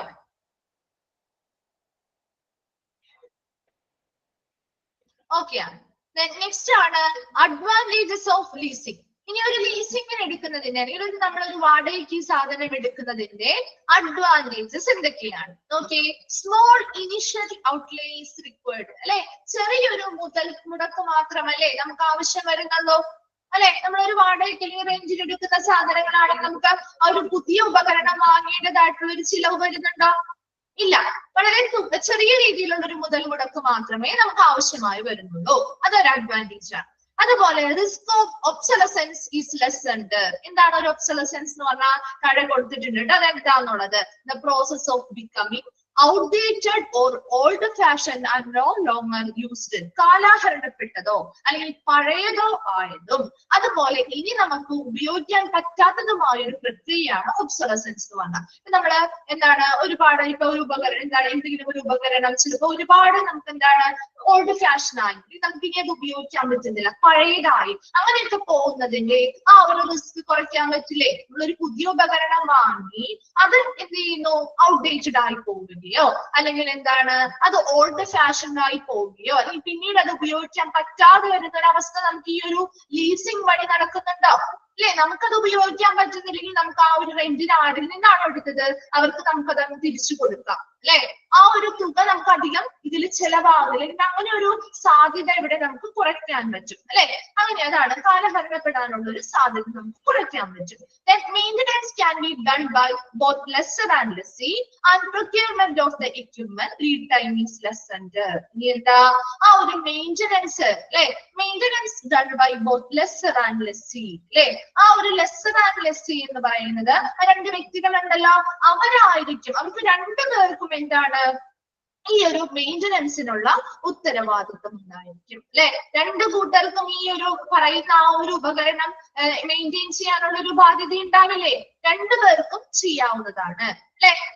Procurement of the equipment lead time is lessened. ഇനി ആ ഒരു ഉപകരണം നമ്മൾ പർച്ചേസ് ചെയ്ത് സംഭരിക്കുമ്പോ അല്ലെ, എന്താണ് പ്രൊക്യൂർമെന്റ് എന്ന് പറഞ്ഞാൽ സംഭരണം. ആ ഒരു ഉപകരണം നമ്മൾ പർച്ചേസ് ചെയ്യാൻ വേണ്ടിയിട്ട് ഓർഡർ കൊടുത്ത് അത് ഡെലിവറി ചെയ്ത് ഇവിടെ സംഭരിക്കുന്നതിന് വേണ്ടി വരുന്ന സമയമാണ് ലീഡ് ടൈം എന്ന് പറയുന്നത് അല്ലെ. ഓർഡർ കൊടുത്താൽ ആ സാധനം വരാനായിട്ട് കുറച്ച് സമയം എടുക്കും അല്ലെ. അത് ഡെലിവറി ചെയ്ത് കിട്ടി നമ്മളിവിടെ സ്റ്റോർ ചെയ്ത് വെക്കാൻ വേണ്ടി വരുന്ന അത്രയും സമയം നമുക്ക് ഇവിടെ ലാഭിക്കാൻ പറ്റില്ലേ? ലാഭിക്കാൻ പറ്റുമോ? ഇതാണ് അഡ്വാൻറ്റേജസ് ഓഫ് ലീസിംഗിൽ പറയുന്നത്. 3-4 കാര്യങ്ങളാ പറയുന്നുള്ളൂ. ചെറിയ മുതൽ മുടക്ക് മാത്രമേ ആവശ്യമായി വരുന്നുള്ളൂ. രണ്ടാമതായി പറയുന്നത് കാലഹരണപ്പെടാനുള്ള സാധ്യത കുറയ്ക്കുന്നുണ്ട്. അതായത് ഔട്ട്ഡേറ്റഡ് ആയി പോകുന്നതോ അല്ലെങ്കിൽ ഓൾഡ് ഫാഷൻ ആയി പിന്നീട് ഉപയോഗിക്കാൻ പറ്റാത്തതോ ആവുന്ന രീതിയിലുള്ള കാര്യങ്ങളൊന്നും ഇവിടെ വരുന്നില്ല. നെക്സ്റ്റ് നമ്മൾ എന്താ പറഞ്ഞ ലെസ്സർക്കും ലെസ്സിക്കും രണ്ടുപേർക്കും ഒരുപോലെ ഈ ഉപകരണങ്ങള് മെയിൻ്റനൻസ് നടത്താവുന്നതാണ്. അതുപോലെ ഈ ഒരു ഉപകരണം പർച്ചേസ് ചെയ്ത് ആ ഒരു പർച്ചേസ് ചെയ്തത് ഡെലിവറി ചെയ്ത് അവിടെ സ്റ്റോർ ചെയ്ത് വെക്കുക അല്ലെങ്കിൽ സംഭരിച്ചു വെക്കുന്നത് വരെയുള്ള ആ ഒരു സമയം എടുക്കുന്ന ആ ഒരു സമയത്തെ നമുക്ക് ഇവിടെ ലാഭിക്കാനായിട്ട് സാധിക്കും. ക്ലിയർ ആണോ? അഡ്വാൻറ്റേജസ് ഓഫ് ലീസിംഗ് മനസ്സിലായോ? ഓക്കെ, നെക്സ്റ്റ് നോക്കി എന്താണ് ഔട്ട്ലേ, എന്താണ് ഒബ്സൊലസൻസ്. ജസ്റ്റ് അത് നമ്മൾ മുകളിൽ പറഞ്ഞിരിക്കുന്നത് കൊണ്ട് താഴെ എടുത്ത് പറഞ്ഞിരിക്കുന്നതാണ് കേട്ടോ. ഔട്ട്ലേ എന്ന് പറഞ്ഞാൽ എന്താ? an amount of money spent on something. എന്തെങ്കിലും ഒരു സാധനത്തിന് വേണ്ടി നമ്മൾ ചിലവാക്കുന്ന തുകയാണ് ഔട്ട്ലേ എന്ന് പറയുന്നത്. എന്തെങ്കിലും ഒരു സാധനത്തിന് വേണ്ടി നമ്മൾ ചിലവാക്കുന്ന തുക, അതാണ് ഔട്ട്ലേ എന്ന് പറയുന്നത്. ഒബ്സൊലസൻസ് എന്ന് പറഞ്ഞാൽ ഒന്ന് അണ്ടർലൈൻ ചെയ്ത് വെച്ചോട്ടാ. ആ ഒരു വേർഡ് എന്താ ഉദ്ദേശിക്കുന്നത് ചിലപ്പോൾ ചോദിക്കും. ശ്രദ്ധിക്കാം. ആ രണ്ട് വേർഡ്സും ഒന്ന് അണ്ടർലൈൻ ചെയ്ത് വെച്ചേക്കാം കേട്ടോ. ഒബ്സലസൻസ് എന്ന് പറഞ്ഞാൽ എന്താ? The process of becoming outdated or old fashioned and no longer used. എന്താ?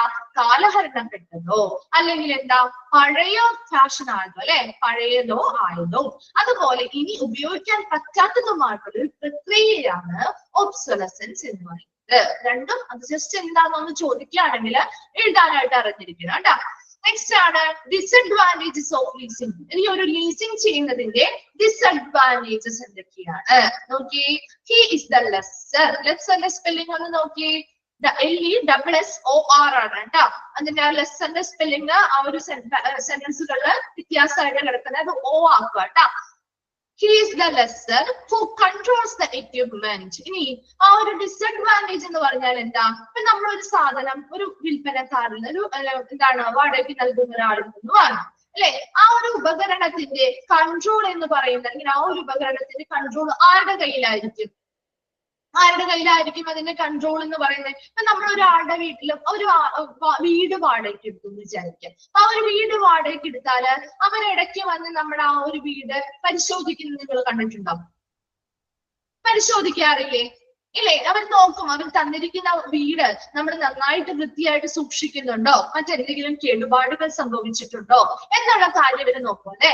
അതുപോലെ ഇവിടെയും എന്താണ്? ഒരു ഉപകരണം നമുക്ക് അവർ വാടകയ്ക്ക് തന്നാൽ ആ ഉപകരണത്തിന്റെ പൂർണ്ണ കൺട്രോൾ എന്ന് പറയുന്നത് ആരുടെ കയ്യിൽ തന്നെയാണ്?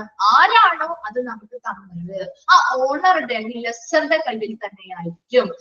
Lesser has the access to the equipment inspection. എന്താ? ആ ഒരു ഉപകരണത്തെ കുറിച്ച് അതിനെന്തെങ്കിലും കേടുപാടുകൾ സംഭവിച്ചിട്ടുണ്ടോ, അതിനെന്തെങ്കിലും മറ്റെന്തെങ്കിലും എന്താണ് പ്രവർത്തനങ്ങൾ എന്തെങ്കിലും മാറ്റങ്ങൾ വന്നിട്ടുണ്ടോ, അങ്ങനെയുള്ള കാര്യങ്ങളെ കുറിച്ചുള്ള ഇൻസ്പെക്ഷൻസ് അല്ലെങ്കിൽ പരിശോധനകൾ നടത്തി വിലയിരുത്താനുള്ള ഒരു അധികാരവും ആർക്ക് തന്നെയായിരിക്കും? ലെസ്സറിന് തന്നെയായിരിക്കും. അതാണ് നേരത്തെ ഞാൻ മിസ് പറഞ്ഞത്. നമ്മുടെ വീടുകളൊക്കെ വാടകയ്ക്ക് എടുക്കുമ്പോഴാണെങ്കിലും അവർ വന്ന് നോക്കും അല്ലെ, വീട്ടിൽ എന്തെങ്കിലും കേടുപാടുകൾ അവർ നമ്മൾ വരുത്തിയിട്ടുണ്ടോ, മറ്റെന്തെങ്കിലും കാര്യങ്ങൾ ചെയ്തു വച്ചിട്ടുണ്ടോ. അപ്പൊ അവര് നമ്മളോട് പറയും ഇങ്ങനെ ചെയ്യാൻ പാടില്ല, നമ്മൾ എഗ്രിമെന്റ് രീതിയിലാണ് ചെയ്യുന്നത്, അല്ലെങ്കിൽ ഇതിരുന്ന് പോകുമ്പോ അല്ലെങ്കിൽ നമ്മൾ അത് തിരിച്ചു കൊടുക്കുമ്പോ അതൊക്കെ ക്ലിയർ ചെയ്തിട്ട് വേണം കൊടുക്കാനുള്ള രീതിയിൽ അവരെന്ത് ചെയ്യും? പരിശോധനകൾ നടത്തും അല്ലെ. അതുപോലെ ഇവിടെയും എക്യുപ്മെന്റ്സുമായി ബന്ധപ്പെട്ട് ഇങ്ങനെയുള്ള പരിശോധനകൾ നടത്തി ആ ഉപകരണങ്ങളെ വിലയിരുത്താനായിട്ട് ആർക്കാണ് അധികാരമുള്ളത്? ആ ഒരു ലെസ്സർക്ക് തന്നെയായിരിക്കും. Lessor has the right to cease the lease period. ഇനി ഇവിടെ എന്തെങ്കിലും അവർക്ക് ഇഷ്ടപ്പെടാത്തതായിട്ടുള്ള ഒരു കാര്യം ഇവർ ഉപയോഗിക്കുന്നതുമായി ബന്ധപ്പെട്ടൊക്കെ ഒരു ഇഷ്ടപ്പെടാത്ത കാര്യം കണ്ടാല് ആ ഒരു ലെസ്സറിന് എന്തിനുള്ള അധികാരം ഉണ്ടെന്നാ പറയുന്നത്? To cease the lease period. ആ ലീസ് പീരീഡ് അല്ലെങ്കിൽ എന്ത് ചെയ്യുക? നിർത്തലാക്കാനുള്ള അധികാരം കൂടി ഉണ്ടായിരിക്കും. ആ ഒരു കരാർ അവർ തമ്മിലുള്ള ആ ഒരു ലീസിംഗ് റെന്റിംഗ് കരാറിനെ നിർത്തലാക്കാൻ ആർക്ക് അധികാരം ഉണ്ടായിരിക്കും? ഈ ലെസ്സർക്ക് അല്ലെങ്കിൽ അതിന്റെ ഓണർക്ക് അധികാരം ഉണ്ടായിരിക്കും. ഇത് മൂന്നും അതിലൊരു ഡിസഡ്വാൻറ്റേജസ് ആണ് അല്ലെ. നമുക്കത് പൂർണ്ണമായിട്ടും നമ്മുടെ എന്ന് പറഞ്ഞ് ഉപയോഗിക്കാൻ പറ്റില്ല അല്ലെ. അവിടെ ഇപ്പൊ എന്താ? ലെസ്സറിനായിരിക്കും അതിന്റെ പൂർണ്ണമായിട്ടുള്ള ആ ഒരു ഉപകരണത്തെ കുറിച്ചുള്ള കൺട്രോൾ ലെസ്സറിനായിരിക്കും. അതുപോലെ ആ ഉപകരണത്തിനെ കുറിച്ചുള്ള ഇൻസ്പെക്ഷൻസ് അല്ലെങ്കിൽ പരിശോധനകൾ നടത്തി വിലയിരുത്താനുള്ള ഒരു അധികാരവും ലെസ്സറിന് തന്നെയായിരിക്കും. അതുപോലെ എന്തെങ്കിലും അവർക്ക് ഇഷ്ടപ്പെടാത്തതായിട്ടുള്ള ഒരു കാര്യമുണ്ടെങ്കിൽ അവിടെ ആ ഉടനെ തന്നെ എന്ത് ചെയ്യാം? ആ ലീസിംഗ് പീരീഡ് സീസ് ചെയ്യാൻ അല്ലെങ്കിൽ നിർത്തലാക്കാനുള്ള അധികാരം കൂടി ആ ലെസ്സറിന് ഉണ്ടായിരിക്കും. അതുപോലെ shared services are done in case of hospital waste management, incinerator and laundry services, washing machines അല്ലെ.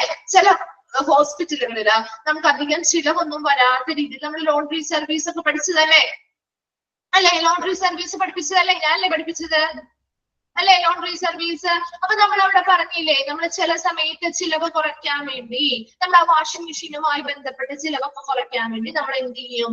പുറത്ത് കൊടുത്ത് ചെയ്യിപ്പിക്കും അല്ലെ. അല്ലെങ്കിൽ ഇങ്ങനെയുള്ള കരാറുകളിലൂടെ നമ്മൾ എന്ത് ചെയ്യുന്നു അല്ലെ. അല്ലെങ്കിൽ അത് പാട്ടത്തിനെടുത്ത് ആളുകൾ വന്ന് ചെയ്തു കൊടുക്കാറില്ലേ? ഷെയർഡ് സർവീസ് ആണ് അല്ലെ. അതുപോലെ തന്നെ ഹോസ്പിറ്റലിലെ വേസ്റ്റ് മാനേജ്മെന്റുമായി ബന്ധപ്പെട്ടും ഇൻസിനറേറ്റേഴ്സ് അല്ലെങ്കിൽ വേസ്റ്റ് ഒക്കെ കത്തിക്കുന്നതുമായി ബന്ധപ്പെട്ട് ഇതുപോലെ ഷെയർഡ് ആയിട്ട് സർവീസുകളൊക്കെ ചെയ്യാറുണ്ട്. അതൊക്കെ ഈ ഒരു ലീസിംഗിന്റെ ഒരു ഭാഗം തന്നെയാണ് കേട്ടോ. ക്ലിയർ ആയോ? ആ ഒരു ലീസിംഗ് മനസ്സിലായോ? അത് ലീസിംഗ് ഓഫ് ആൻ എക്യുപ്മെന്റ് എന്ന് പറയുന്ന ഭാഗം ക്ലിയർ ആണോ? ഓക്കെ, ആ ഒരു ഭാഗം നമ്മുടെ കംപ്ലീറ്റ് ആയി കേട്ടോ.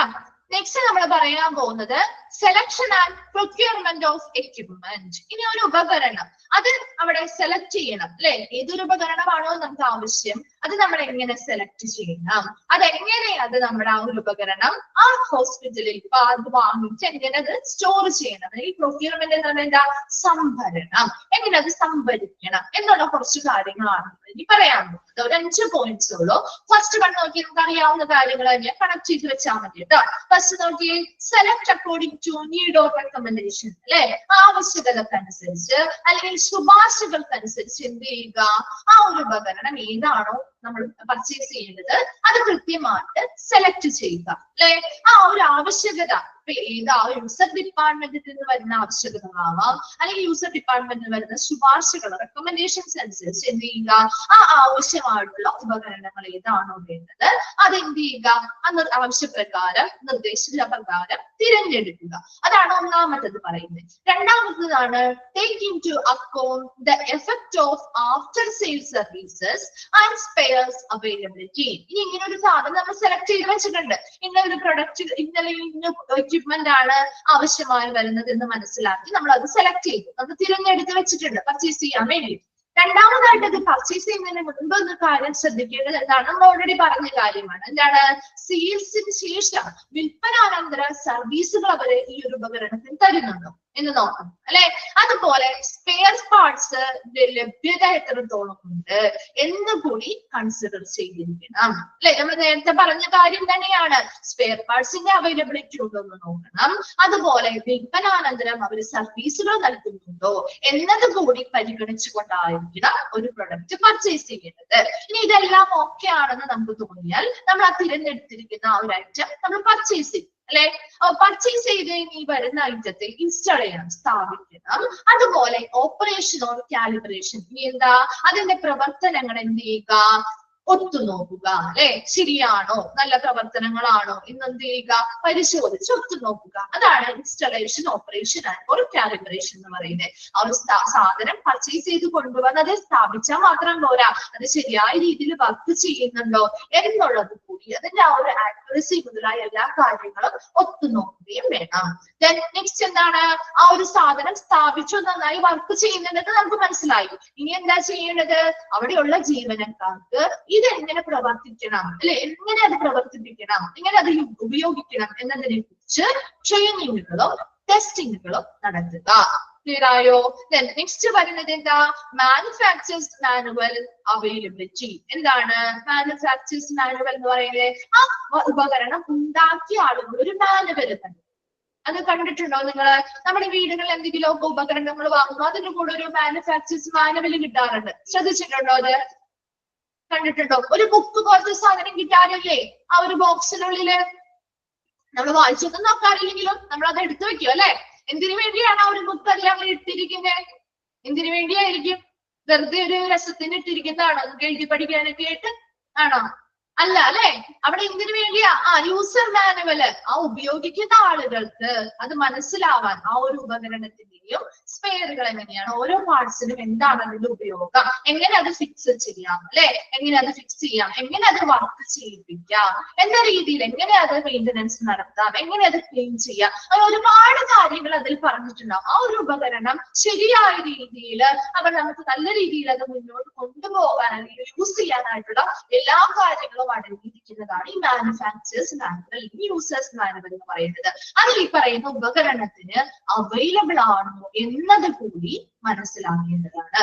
ഈ പറയുന്ന കാര്യങ്ങളെല്ലാം ഉൾപ്പെടുത്തിയായിരിക്കണം, ഇങ്ങനെയുള്ള കാര്യങ്ങളിലൂടെ ആയിരിക്കണം ഒരു സാധനം നമ്മൾ സെലക്ട് ചെയ്ത് പർച്ചേസ് ചെയ്ത് സംഭരിച്ച് വെക്കേണ്ടത്, ആ ഒരു ആശുപത്രിയിൽ സ്റ്റോർ ചെയ്ത് വെക്കേണ്ടത്. ക്ലിയർ ആയോ? അത് ആ ഒരു 5 പോയിന്റ്സ് ക്ലിയർ ആണോ? ഇനി അത് റിപ്പീറ്റ് ചെയ്യണോ?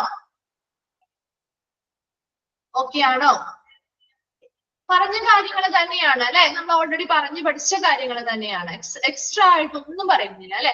അതൊന്ന് കണക്ട് ചെയ്ത് വെച്ച് പഠിച്ചാൽ നിങ്ങൾക്ക് കിട്ടാവുന്ന കാര്യമുള്ളൂ. ഇപ്പൊ ഈ ഒരു ചാപ്റ്റർ നിങ്ങൾക്ക് മനസ്സിലായില്ലേ? ഒരുപാട് കാര്യങ്ങൾ പറയുന്നുണ്ടെങ്കിലും എല്ലാത്തിന്റെയും ബേസിക്സ് എന്ന് പറയുന്നത് ഒന്ന് തന്നെയാണ് അല്ലെ. ഒരു പർച്ചേസിങ്ങുമായി ബന്ധപ്പെട്ട് പറയുന്ന കാര്യങ്ങളെല്ലാം സെയിം തന്നെയല്ലേ, കുറച്ച് വ്യത്യാസങ്ങളല്ലേ വരുന്നുള്ളൂ. ആ ഒരു ബേസിക് കോൺസെപ്റ്റ് കിട്ടിയാൽ നിങ്ങൾക്ക് കണക്ട് ചെയ്ത് വെക്കാൻ പറ്റുന്നില്ലേ? എന്താണ് ഇച്ചിരി ലെങ്തി ചാപ്റ്റർ ആണ്, എന്നാൽ പോലും നിങ്ങൾക്ക് അത്ര ഡിഫിക്കൽട്ട് ആയിട്ട് തോന്നുന്നുണ്ടോ?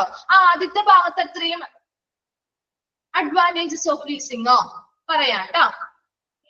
അഡ്വാൻറ്റേജസ് ഓഫ് ലീസിങ്ങിന് എന്താ പറയുന്നത്? ഒരു ചെറിയ മുതൽ മുടക്ക് മതി നമുക്ക്, അല്ലെ? ഒരുപാട് ഒരു പുതിയ പർച്ചേസിങ് ചെയ്യുന്നത് പോലെയുള്ള അത്രയും മുതൽ മുടക്ക് ഇതിന് ആവശ്യമായിട്ട് വരുന്നുണ്ടോ? ഇല്ല, ചെറിയൊരു മുതൽ മുടക്ക് മാത്രമേ ഇവിടെ ആവശ്യമായിട്ട് വരുന്നുള്ളൂ. അതുപോലെ ഒരു ഉപകരണം നമ്മൾ വാങ്ങി, അത് ചിലപ്പോൾ ഔട്ട്ഡേറ്റഡ് ആയി പോവാം. എന്താ അതിന്റെ ഒരു എക്സ്പയറി ഡേറ്റ് ഒക്കെ കഴിഞ്ഞ്, ചില സാധനങ്ങൾ വാങ്ങി അങ്ങനെയല്ലേ എക്സ്പയറി ഡേറ്റ് കഴിഞ്ഞു പോവാം, അല്ല ഔട്ട്ഡേറ്റഡ് ഓൾഡ് ഫാഷൻ ആയി പോവാം. പഴയ ഫാഷനിലുള്ള പുതിയ അഡ്വാൻസ്ഡ് ആയിട്ടുള്ള ടെക്നോളജീസ് ഒക്കെ വരുന്നുണ്ട് അല്ലെ? അപ്പൊ പഴയ ഫാഷനിലുള്ള ഒരു ഉപകരണമാവും ചിലപ്പോ അതിനും കൂടുതൽ എന്താണ് പ്രവർത്തനങ്ങൾ നടക്കുന്ന മറ്റൊരെണ്ണം വന്നേക്കാം. അപ്പൊ ഇതിന്റെ ആ ഒരു പുതുമ എന്ന് പറയുന്നത് നഷ്ടപ്പെട്ടു, ഉപയോഗം എന്ന് പറയുന്നത് കുറഞ്ഞു അല്ലെ? അപ്പൊ അങ്ങനെ ആയി പോകുന്നത്, അല്ലെങ്കിൽ പിന്നീട് നമുക്ക് ഉപയോഗിക്കാൻ പറ്റാതായി പോകുന്ന ആ ഒരു സാധ്യതയൊക്കെ നമുക്ക് ഇതിൽ നിന്ന് ഇത് ഒരു ലീസിങ്ങിന് എടുക്കുന്നത് കൊണ്ട് കുറയ്ക്കാൻ പറ്റും അല്ലെ? ഞാൻ മൂന്നാമതായി പറയുന്ന ഈ ഒരു ഉപകരണത്തെ മെയിൻറ്റെയിൻ ചെയ്യാനായിട്ട് രണ്ടു കൂട്ടർക്കും അവകാശമുണ്ട്. ലെസ്സർക്കും ലെസ്സേക്കും ഒരുപോലെ അത് മെയിൻറ്റെയിൻ ചെയ്ത് കൊണ്ടുപോകുക. അതുപോലെ ഒരു ഉപകരണം നമ്മൾ സംഭരിക്കുന്നതിന് വേണ്ടി നമ്മളിവിടെ ഓൾറെഡി പറഞ്ഞു അല്ലെ, സംഭരിച്ച് അവിടെ സ്റ്റോക്ക് ചെയ്ത് അവിടെ പ്രവർത്തിപ്പിക്കാനായിട്ട് എത്തുന്നത് വരെ അതൊരു ഓർഡർ കൊടുക്കണം നമ്മൾ ആദ്യം. അതിനുശേഷം ആ സാധനം വരാനായിട്ട് ഒരുപാട് സമയം എടുക്കും. വന്നു കഴിഞ്ഞാൽ അത് സ്ഥാപിച്ച് അവിടെ പ്രവർത്തനം തുടങ്ങുന്നത് വരെയുള്ള ഒരുപാട് സമയം നമുക്ക് ഈ ഒരു ലീസിങ്ങിന് എടുക്കുന്നത് കൊണ്ട് കുറയ്ക്കാനായിട്ട് പറ്റും. ക്ലിയർ ആയോ? ക്ലിയർ ആണോ? ഓക്കെ, നെക്സ്റ്റ് നോക്കി. നെക്സ്റ്റ് ക്ലാസ്സും മിസ് തന്നെയാണ് കേട്ടോ കണ്ടിന്യൂ ചെയ്യുന്നത്. ഒരു 5 മിനിറ്റ്സ് ബ്രേക്ക് വേണമെങ്കിൽ നിങ്ങളൊന്ന് പറഞ്ഞാൽ മതി കേട്ടോ. ഓക്കെ, കണ്ടിന്യൂ ചെയ്തോട്ടെ ഇപ്പൊ. ഓക്കെ, നോക്കാം നെക്സ്റ്റ് എന്താ നോക്കി. Authority and responsibility of purchasing department. ഒരു പർച്ചേസിംഗ് ഡിപ്പാർട്ട്മെന്റിന്റെ അധികാരങ്ങളും ഉത്തരവാദിത്തങ്ങളും എന്തൊക്കെയാണ് നോക്കി. First point, authority to commit the funds of the hospital for the procurement of goods and services. എന്താ? ഗുഡ്സ് ആൻഡ് സർവീസുകളുടെ സംഭരണം. പ്രൊക്യൂർമെന്റ് എന്ന് പറഞ്ഞാൽ എന്താ? സംഭരണം. അതായത് ഓർഡർ ചെയ്ത് നമ്മൾ ഹോസ്പിറ്റലിലേക്ക് സ്വീകരിച്ച് അവിടെ സ്റ്റോർ ചെയ്ത് വെക്കുന്നത് വരെയുള്ള ആ ഒരു സംഭരണത്തിന് ആവശ്യമായിട്ടുള്ള ഫണ്ടുകൾ അല്ലെ, അതിനുള്ള ആശുപത്രി ഫണ്ടുകൾ അതിന് നൽകാനുള്ള അധികാരം ആർക്കായിരിക്കും? ഈ പർച്ചേസിംഗ് ഡിപ്പാർട്ട്മെന്റിനായിരിക്കാം. ഒരു ആശുപത്രിയുമായി ബന്ധപ്പെട്ട് നോക്കുമ്പോൾ ആ ആശുപത്രിയിലേക്ക് ഗുഡ്സ് ആൻഡ് സർവീസുകൾ ഓർഡർ ചെയ്ത് പർച്ചേസ് ചെയ്ത് അവിടെ സംഭരിച്ചു വെക്കുന്നതിനുള്ള ഫണ്ടുകൾ വിനിയോഗിക്കാൻ അല്ലെങ്കിൽ നൽകാനുള്ള അധികാരം ആർക്കാണ്? ഈ പർച്ചേസിംഗ് ഡിപ്പാർട്ട്മെന്റിനാണ്. ക്ലിയർ ആയോ? രണ്ടാമതായിട്ട്, responsibility to fulfil the needs of the department when justified. അതായത് ഓരോ ഡിപ്പാർട്ട്മെന്റിനും പല പല ആവശ്യങ്ങളുണ്ട് അല്ലെ, പല പല സാധനങ്ങൾ അവർക്ക് ആവശ്യമായിട്ട് വരും. ഇനി ആ ആവശ്യമായിട്ട് വരുന്ന അവർ പറയുന്ന ആവശ്യങ്ങളെല്ലാം സാധിച്ചു കൊടുക്കുകയല്ല ചെയ്യുന്നത്. എന്താ ചെയ്യേണ്ടത്? ന്യായമായതാണെങ്കിൽ, ജസ്റ്റിഫൈഡ് ആണെങ്കിൽ, ന്യായമായിട്ടുള്ള ആവശ്യങ്ങളാണ് പറയുന്നതെങ്കിൽ അവരുടെ ആവശ്യം, ന്യായമായ ആവശ്യങ്ങൾ എന്ത് ചെയ്യുക? നിറവേറ്റി നൽകാനുള്ള ഉത്തരവാദിത്വവും ഒരു പർച്ചേസിംഗ് ഡിപ്പാർട്ട്മെന്റിന് ഉണ്ടായിരിക്കും. 2 പോയിന്റ്സ് ആണ് നമ്മളിപ്പോ പറഞ്ഞത്. ഒന്നാമതായി പറഞ്ഞ എന്താ?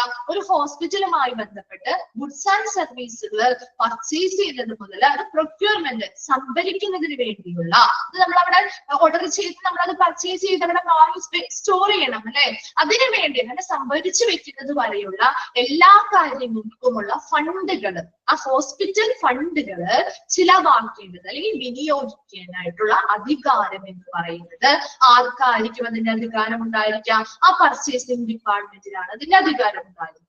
രണ്ടാമതായി പറഞ്ഞത്, അതാത് ഡിപ്പാർട്ട്മെന്റുകൾക്ക് അവർക്ക് ഒത്തിരി ആവശ്യങ്ങൾ ഉണ്ടാവും അല്ലെ, അവർ ഒരുപാട് ഉപകരണങ്ങൾ പർച്ചേസ് ചെയ്യണമെന്ന് ആവശ്യപ്പെടാം. ഇനി അങ്ങനെ ആവശ്യപ്പെട്ടാൽ എല്ലാം പർച്ചേസ് ചെയ്ത് കൊടുക്കുകയല്ല ചെയ്യേണ്ടത്. ന്യായമായിട്ടുള്ള ആവശ്യങ്ങൾ കൺസിഡർ ചെയ്ത് മനസ്സിലാക്കി അത് നിറവേറ്റി നൽകാനുള്ള ഒരു ഉത്തരവാദിത്തം ആർക്കുണ്ടായിരിക്കണം? ഈ പർച്ചേസിംഗ് ഡിപ്പാർട്ട്മെന്റിന് ഉണ്ടായിരിക്കണം. ക്ലിയർ ആണോ? 2 പോയിന്റ്. നെക്സ്റ്റ് പേജിലേക്ക് പോകട്ടെ. ഓക്കെ ആണ്.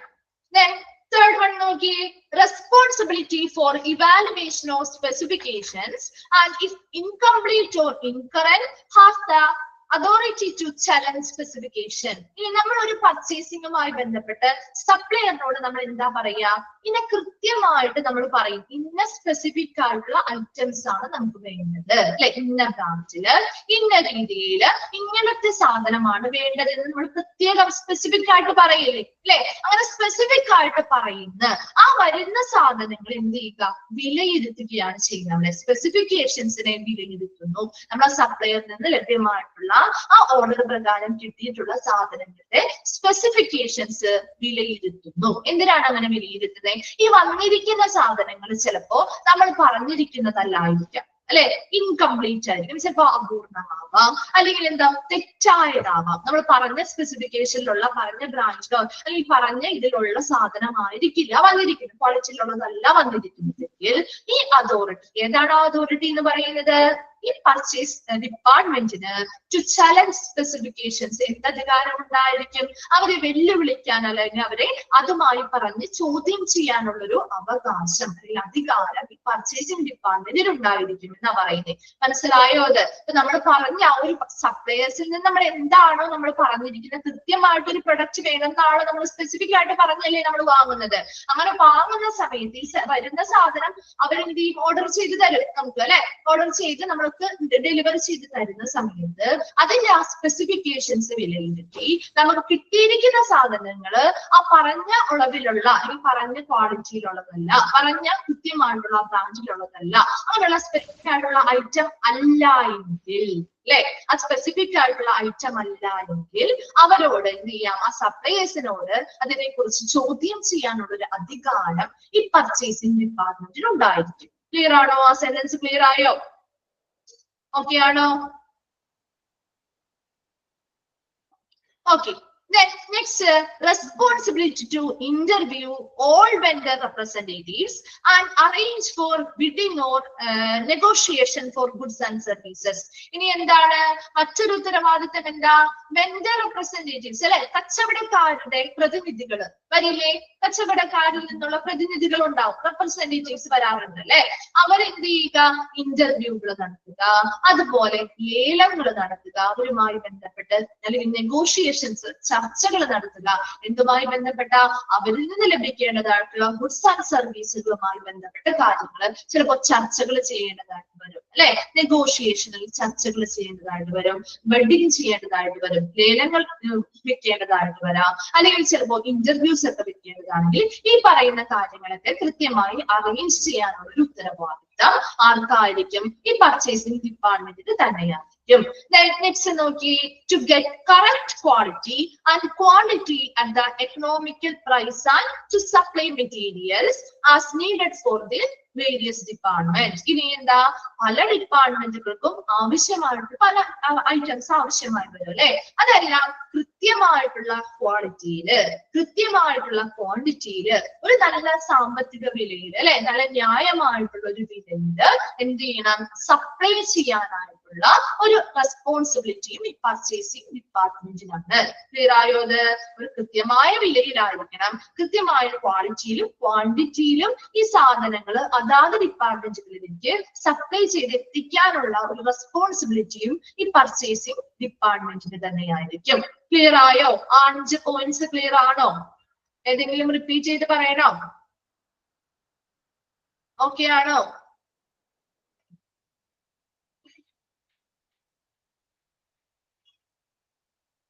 ഓക്കെ. നെക്സ്റ്റ് ഭാഗത്തേക്ക് പോട്ടെ. നെക്സ്റ്റ് ആണ് job description of purchasing manager. ഒരു പർച്ചേസിംഗ് മാനേജറുടെ പ്രധാന ജോലികൾ എന്തൊക്കെയാണ്? The person that normally runs the purchasing department is called the purchasing manager. Manager എന്നൊരു ആരോട് ഇട്ടേക്കാട്ടോ അവിടെ, മിസ്സിംഗ് ആണ് കേട്ടോ. പർച്ചേസിംഗ് മാനേജർ എന്താണ്? ഒരു പർച്ചേസിംഗ് മാനേജർ എന്ന് പറഞ്ഞാൽ അവരുടെ ജോലി എന്താ? That normally runs the purchasing department. എന്താ? പർച്ചേസിംഗ് ഡിപ്പാർട്ട്മെന്റിലെ അല്ലെ പ്രവർത്തനങ്ങളും എല്ലാ പ്രവർത്തനങ്ങളും സാധാരണയായി നടത്തുന്ന ഒരു വ്യക്തിയെയാണ് പർച്ചേസിംഗ് മാനേജർ എന്ന് പറയുന്നത്. ഒരു പർച്ചേസിംഗ് ഡിപ്പാർട്ട്മെന്റ് ഉണ്ടെങ്കിൽ ആ പർച്ചേസിംഗ് ഡിപ്പാർട്ട്മെന്റിലുള്ള എല്ലാ പ്രവർത്തനങ്ങളും സാധാരണ രീതിയിൽ നടത്തിക്കൊണ്ടുപോകുന്ന ഒരു വ്യക്തിയാണ് പർച്ചേസിംഗ് മാനേജർ എന്ന് പറയുന്നത്. Then purchasing job description is strategic in nature and usually consists of the following. ഈ ഒരു പർച്ചേസിംഗ് എന്ന് പറയുന്ന ഒരു ജോലി, ആ ഒരു ജോലി എന്ന് പറയുന്നത് സ്ട്രാറ്റജിക് ഇൻ നേച്ചർ ആണ്. എന്താണ്? തന്ത്രപരമായ ഒരു സ്വഭാവമാണ്. എന്തുകൊണ്ടായിരിക്കും ആ ഒരു ജോലി അങ്ങനെ ഒരു സ്വഭാവത്തിലുള്ളതാന്ന് പറയുന്നത്? കാരണം എന്താ? ചിലപ്പോ നമുക്ക് സപ്ലയേഴ്സിനോട് ബാർഗെയിൻ ചെയ്യേണ്ടതായിട്ട് വരാം, അല്ലെ? ചിലപ്പോ അവരോട് നമുക്ക് ലേലം പിടിക്കേണ്ടതായിട്ട് വരാം, അല്ലെ? ചിലപ്പോ അവരോട് ചർച്ചകൾ നടത്തേണ്ടതായിട്ട് വരാം. അതുകൊണ്ട് തന്നെ അതൊരു തന്ത്രപരമായ സ്വഭാവമുള്ള ഒരു ജോലിയാണ് ഈ പർച്ചേസിംഗ് ജോബ് എന്ന് പറയുന്നത്. ഇനി എന്തൊക്കെയാണ് ഇവരുടെ പ്രധാന ജോലികൾ നോക്കിയ ഒരു പർച്ചേസിംഗ് മാനേജറുടെ? ഫസ്റ്റ് വൺ ആണ് maintaining the purchasing policy and ensuring that all purchases stick to it. എന്താ? പർച്ചേസിംഗുമായി ബന്ധപ്പെട്ട പോളിസികൾ അല്ലെങ്കിൽ നയങ്ങൾ മെയിൻറ്റെയിൻ ചെയ്യുക, പരിപാലിക്കുകയും ഈ പറയുന്ന നയങ്ങൾ അല്ലെങ്കിൽ പോളിസികളെല്ലാം കൃത്യമായിട്ട് എല്ലാ പർച്ചേസിംഗുമായി ബന്ധപ്പെട്ടും എന്ത് ചെയ്യുന്നുണ്ട്? പാലിക്കുന്നുണ്ട് എന്ന് ഉറപ്പുവരുത്തുകയും ചെയ്യുക. അതാണ് ആദ്യത്തെ point. Maintaining the purchasing policy and ensuring that all purchases stick to it. എന്താ? അവിടെ പർച്ചേസിംഗ് പോളിസികൾ ഡെവലപ്പ് ചെയ്യണം, അല്ലെ? പുതിയ പുതിയ പർച്ചേസിംഗുമായി ബന്ധപ്പെട്ട നയങ്ങൾ രൂപീകരിക്കുകയും ഈ പർച്ചേസിംഗ് പോളിസികൾക്ക് അനുസരിച്ചാണോ അവിടെ ഓരോ പർച്ചേസിംഗും നടക്കുന്നത് എന്ന് ഉറപ്പുവരുത്തുകയും ചെയ്യുക. രണ്ടാമതായിട്ട് choosing the suppliers that the company will deal with and keep the legal action വിത്ത് ദം. ഇനി എന്താ? ആ സപ്ലയേഴ്സ്, അല്ലെ? കമ്പനി കൈകാര്യം ചെയ്യുന്ന വിതരണക്കാർ, അല്ലെ? ഇപ്പൊ ഈ കമ്പനി എന്ന് ഉദ്ദേശിക്കുന്ന ആ ഒരു സ്ഥാപനമാണ്. ഇപ്പൊ ഹോസ്പിറ്റലിൽ നമ്മൾ പറഞ്ഞിട്ടില്ലേ, അവിടെ വെൻഡേഴ്സ് അല്ലെങ്കിൽ നമ്മളുമായിട്ട് കച്ചവടം ചെയ്യുന്ന ആളുകളുടേതായ ഒരു അംഗീകൃത ഒരു ലിസ്റ്റ് ഉണ്ടായിരിക്കും, അല്ലെ? നമ്മൾ ഓൾറെഡി പറഞ്ഞ കാര്യമാണ്, അല്ലെ? നമ്മൾ പഠിച്ചതല്ലേ? ഒരു അംഗീകരിക്കപ്പെട്ട ഒരു ലിസ്റ്റ് പ്രകാരം ഒരു കുറച്ച് ആളുകൾ ഉണ്ടാവും, അല്ലെ? വിശ്വസ്തരായ കുറച്ച് സപ്ലയേഴ്സ് അല്ലെങ്കിൽ വിതരണക്കാർ അല്ലെങ്കിൽ കച്ചവടക്കാരുണ്ടാവും. അവരിൽ നിന്നാണ് നമ്മൾ സാധനങ്ങൾ പർച്ചേസ് ചെയ്യുന്നത്, അല്ലെ? അപ്പൊ ഇവിടെയും അതാണ് ഉദ്ദേശിക്കുന്നത്. എന്താ? Choosing the suppliers that the company will deal.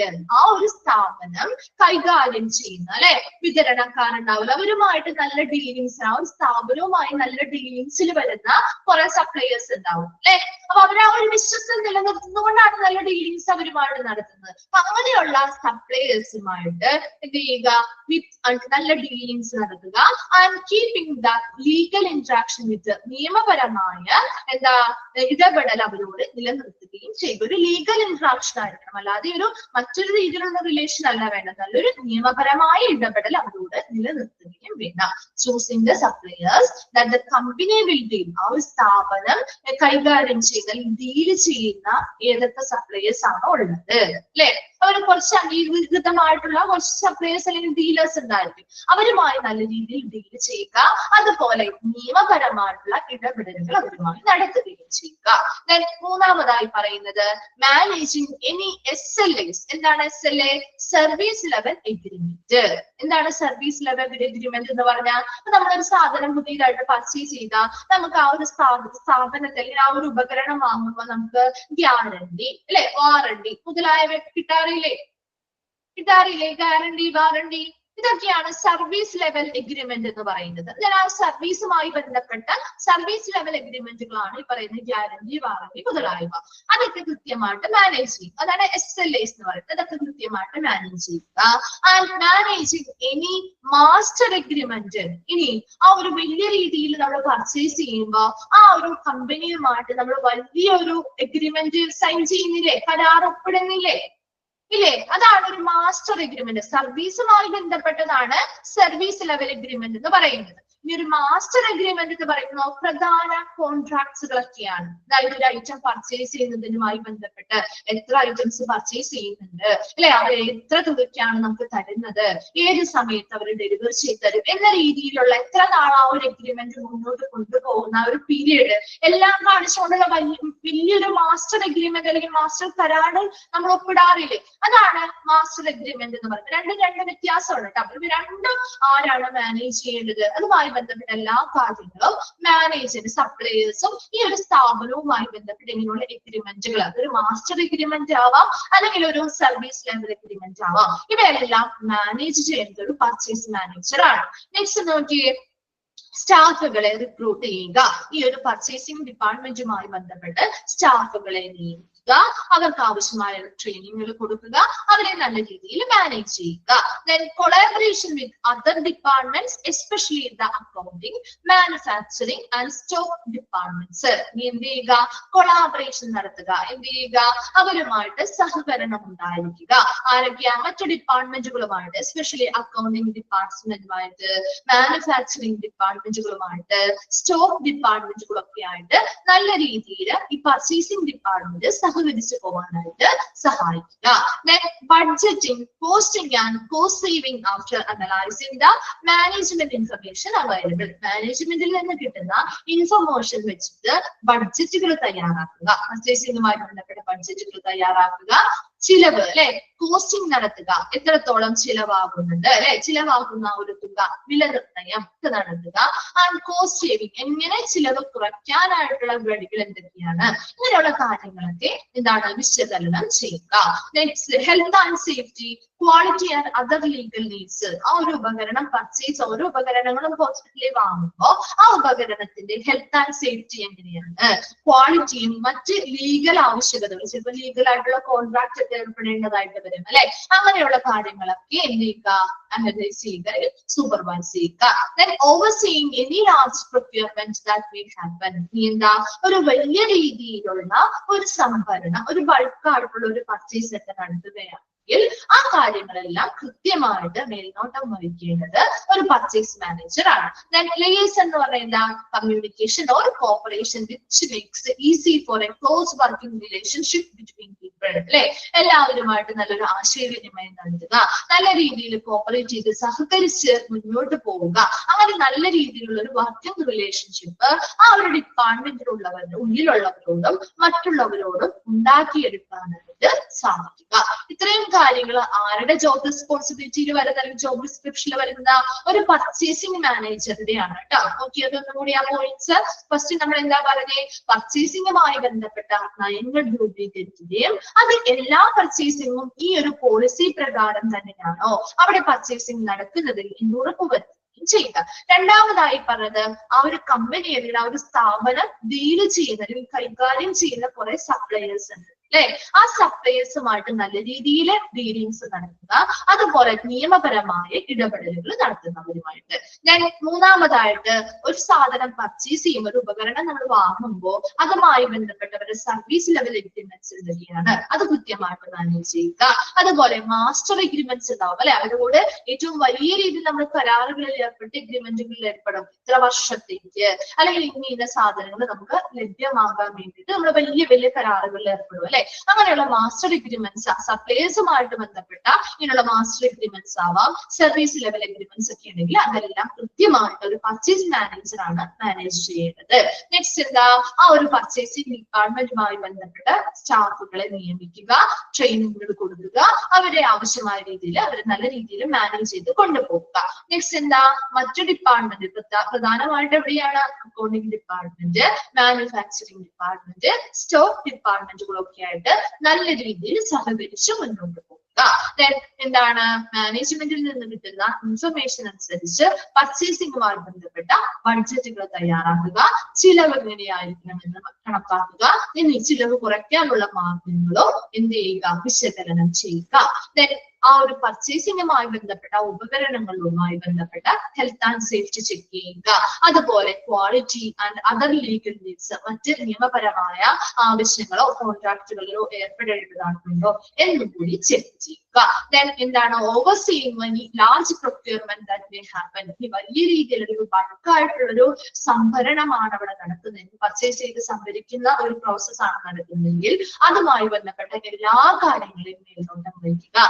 Last വരുന്നില്ല നല്ലൊരു വർക്കിംഗ് റിലേഷൻഷിപ്പ്, അവിടെയുള്ള മറ്റുള്ളവരോട് എന്ത് ചെയ്യും? നല്ലൊരു ക്ലോസ് വർക്കിംഗ് റിലേഷൻഷിപ്പ് ഉണ്ടാക്കിയെടുക്കുക. നല്ല കമ്മ്യൂണിക്കേഷനിലൂടെയും എല്ലാ രീതിയിലും നല്ല കോപ്പറേറ്റ് ചെയ്തതിനും സഹകരിക്കുന്ന മനോഭാവത്തോടു കൂടി നിന്നുകൊണ്ട് നല്ലൊരു ക്ലോസ് വർക്കിംഗ് റിലേഷൻഷിപ്പ് മറ്റുള്ളവരോട് ഉണ്ടാക്കിയെടുക്കുക. അതാണ് ലേയേഴ്സ് എന്ന് പറയുന്നത്. ക്ലിയർ ആയോ? അത് ഒരു പർച്ചേസിംഗ് മാനേജറുടെ ജോബ് ഡിസ്ക്രിപ്ഷൻസ് ക്ലിയർ ആണോ? ക്ലിയർ ആണോ? ഓക്കെ. നെക്സ്റ്റ് വരുന്നതാണ് job description of purchasing clerks or assistant. Purchasing ക്ലർക്കിന്റെ അല്ലെങ്കിൽ അസിസ്റ്റൻസിന്റെ ജോബ് ഡിസ്ക്രിപ്ഷൻ ആണ് പറയാൻ പോകുന്നത് കേട്ടോ. നോക്കി, the purchasing clerks undertake day to day work. എന്താണ് ആ ഒരു പർച്ചേസിംഗ് ഡിപ്പാർട്ട്മെന്റിന്റെ ദിവസേനയുള്ള പ്രവർത്തനങ്ങൾ അല്ലെ, ദിവസേനയുള്ള ജോലികൾ ചെയ്യുന്ന ഒരു വ്യക്തിയാണ് പർച്ചേസിംഗ് ക്ലർക്ക് അല്ലെങ്കിൽ അസിസ്റ്റൻസ് എന്ന് പറയുന്നത്. ഇനി അവരുടെ പ്രധാനപ്പെട്ട ജോലികൾ എന്തൊക്കെയാണ് നോക്കി. ഫസ്റ്റ് വൺ ആണ് collect and merge purchase orders and purchase requisitions so as to order materials, goods and supplies. അല്ലെ, എന്താണ് ചെയ്യേണ്ടത്? പർച്ചേസിംഗുമായി ബന്ധപ്പെട്ട ഓർഡറുകൾ വരുന്നത് കളക്ട് ചെയ്യുക, പർച്ചേസിംഗുമായി ബന്ധപ്പെട്ട റിക്വസിഷൻസ് വരും അല്ലെ, യൂസർ ഡിപ്പാർട്ട്മെന്റിൽ നിന്ന് ആ റിക്വസ്റ്റുകളൊക്കെ റിക്വസിഷൻസ് ഒക്കെ എന്ത് ചെയ്യുക, കളക്ട് ചെയ്ത് മെർജ് ചെയ്ത് ആവശ്യമായ സാധനങ്ങൾ, മെറ്റീരിയൽസ് ആവാം, ഗുഡ്സ് ആവാം, സപ്ലൈസ് ആവാം, ഇവയെല്ലാം എന്ത് ചെയ്യുക, ഓർഡർ കൊടുക്കുക. രണ്ടാമതായിട്ട് deliver them to the suppliers. ആ ഓർഡറുകൾ കൃത്യമായി നല്ല സപ്ലയേഴ്സിന് ഡെലിവർ ചെയ്യുക. ക്ലിയർ ആണോ? നൽകുക, ഓർഡർ നൽകണം അല്ലെ, സപ്ലയേഴ്സിലേക്ക് നൽകുക. മൂന്നാമതായിട്ട് refresh stock and order as required. എന്താ ആ ഒരു പുതുക്കി നൽകുക. റിഫ്രഷ് സ്റ്റോക്ക് എന്ന് പറഞ്ഞാൽ സ്റ്റോക്ക് ഒന്നുകൂടി പുതുക്കി നൽകുക. ആ ഓർഡർ ആസ് റിക്വയർഡ്. ഇനി ആ സ്റ്റോക്ക് ലെവൽ പുതുക്കി നൽകുക എന്ന് ഉദ്ദേശിക്കുന്നത് എന്താ, സ്റ്റോക്ക് ഒക്കെ ചെക്ക് ചെയ്ത് എന്തെങ്കിലുമൊക്കെ ഔട്ട് ഓഫ് സ്റ്റോക്ക് ആയിരിക്കുന്നതോ അല്ലെങ്കിൽ എന്തെങ്കിലുമൊക്കെ പുതിയ ഐറ്റംസ് വേണമെന്നുണ്ടെങ്കിൽ ഓർഡർ അതിനനുസരിച്ച് ഓർഡറുകൾ പിന്നീട് നൽകുക. then communicate with the suppliers ആണ് കേട്ടോ. അവിടെ സപ്ലയേഴ്സ് ആണ് ഓൺ എ ഡെയിലി ബേസിസ്. എന്താ, നമ്മൾ ഏത് സപ്ലയേഴ്സിനാണോ നമ്മൾ ഓർഡർ കൊടുത്തിരിക്കുന്നത് അവരോട് നല്ല രീതിയിൽ ഡെയിലി ബേസിസിൽ എന്ത് ചെയ്യുക, കമ്മ്യൂണിക്കേഷൻസ് നടത്തുക. അവർ മറന്നു പോകരുത് അല്ലെ, അവരോട് ഡെയിലി ബേസിസിൽ ഒരു ഉത്തരവാദിത്തോടുകൂടി അവരോട് എല്ലാ ദിവസവും നമ്മൾ ആ ഒരു ഓർഡറിനെ പറ്റി എന്ത് ചെയ്യുക, അവരോട് കമ്മ്യൂണിക്കേഷൻ നടത്തുക.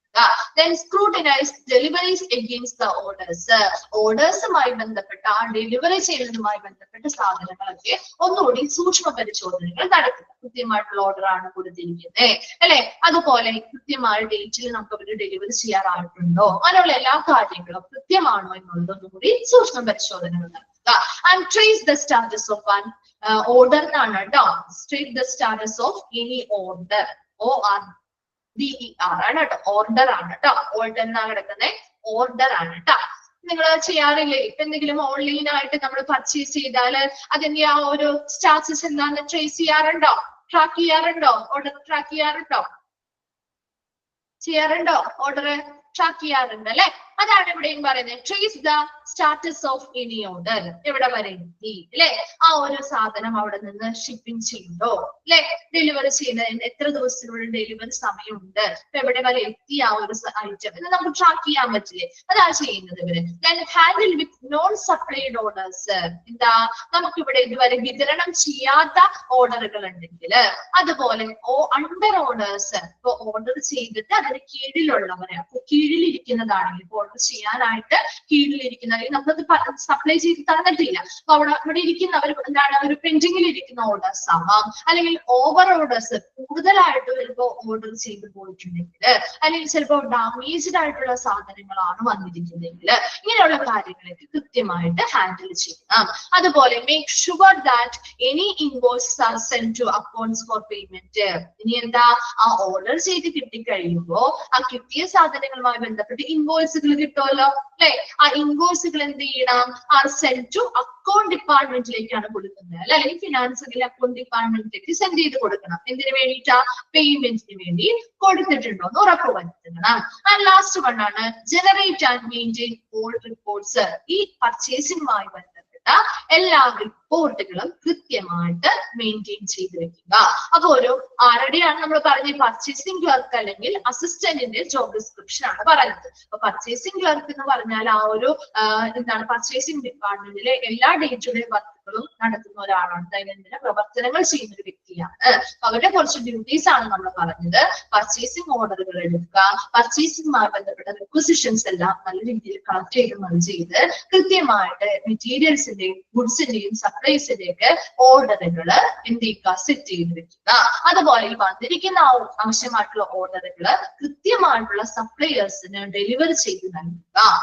നെക്സ്റ്റ് എന്താ പറഞ്ഞത്, അവിടുത്തെ സ്റ്റോക്ക് ലെവലൊക്കെ ഒന്നുകൂടി പരിശോധിച്ച് അല്ലെ റിഫ്രഷ് ചെയ്ത് പരിശോധിച്ചുകൊണ്ട് ആവശ്യമായിട്ടുണ്ടെങ്കിൽ എന്താണ് സ്റ്റോക്ക് ഓക്കെ ആക്കാൻ വേണ്ടിയിട്ട് പിന്നെയും എന്ത് ചെയ്യുക ആവശ്യമായി വരുന്ന സാധനങ്ങൾ ഓർഡർ ചെയ്യുക.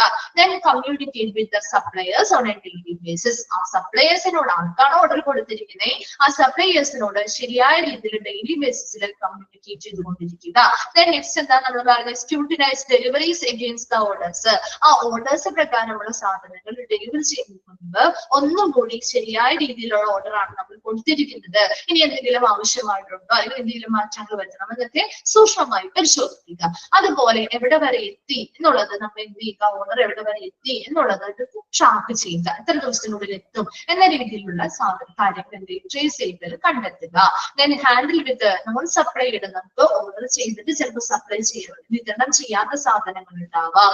അതുപോലെ അണ്ടർ ഓർഡേഴ്സ് ഓർഡർ ചെയ്തിട്ടുണ്ടാവാം പക്ഷെ അത് ഇതുവരെ അവർ എന്ത് ചെയ്യില്ല ഓർഡർ സ്വീകരിക്കാതിരിക്കുന്നുണ്ടാവാം, അല്ലെങ്കിൽ കൂടുതലായിട്ട് ചിലപ്പോൾ ഓർഡർ ചെയ്ത സാധനങ്ങൾ ഉണ്ടാവാം, അല്ലെങ്കിൽ ചിലപ്പോൾ ഡാമേജ്ഡ് ആയിട്ട് വരുന്ന സാധനങ്ങൾ ഉണ്ടാവാം. ഇങ്ങനെയുള്ള കാര്യങ്ങൾ അത് ശരിയായി കൈകാര്യം ചെയ്യാം. അതുപോലെ എന്താ ഈ വന്നിരിക്കുന്ന പ്രൊഡക്റ്റ് എല്ലാം വന്നു കഴിഞ്ഞ് നമുക്ക് ഇൻവോയ്സ് കിട്ടും അല്ലെ, പർച്ചേസ് ഡെലിവറി ചെയ്ത് കഴിഞ്ഞ് ഇൻവോയ്സ് കിട്ടും. ആ ഇൻവോയ്സുകളൊക്കെ അക്കൗണ്ട്സ് ഡിപ്പാർട്ട്മെന്റിലേക്ക് സെൻഡ് ചെയ്ത് പേയ്മെന്റ് നടത്തുന്നുണ്ടോ എന്ന് ഉറപ്പുവരുത്തുക. അതുപോലെ ഈ പറയുന്ന പ്രോസസ്സുമായി ബന്ധപ്പെട്ട എല്ലാ കാര്യങ്ങളും എന്ത് ചെയ്യുക കൃത്യമായിട്ട് മെയിൻറ്റെയിൻ ചെയ്യുക. എല്ലാ റിപ്പോർട്ടുകളും വളരെ കൃത്യമായിട്ട് എന്ത് ചെയ്യുക മെയിൻറ്റെയിൻ ചെയ്ത് സൂക്ഷിക്കുക. ഇത്രയും കാര്യങ്ങൾ പർച്ചേസിംഗ് ക്ലർക്ക് അല്ലെങ്കിൽ അസിസ്റ്റൻസിന്റെ ജോബ് ഡിസ്ക്രിപ്ഷൻ ആണ്. ക്ലിയർ ആണോ? ഓക്കെ.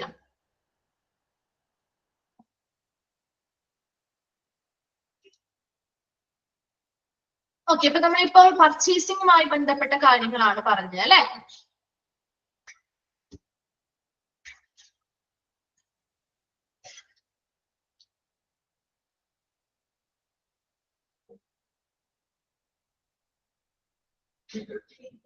നോക്കിയപ്പോ നമ്മൾ പർച്ചേസിംഗുമായി ബന്ധപ്പെട്ട കാര്യങ്ങളാണ് പറഞ്ഞത്.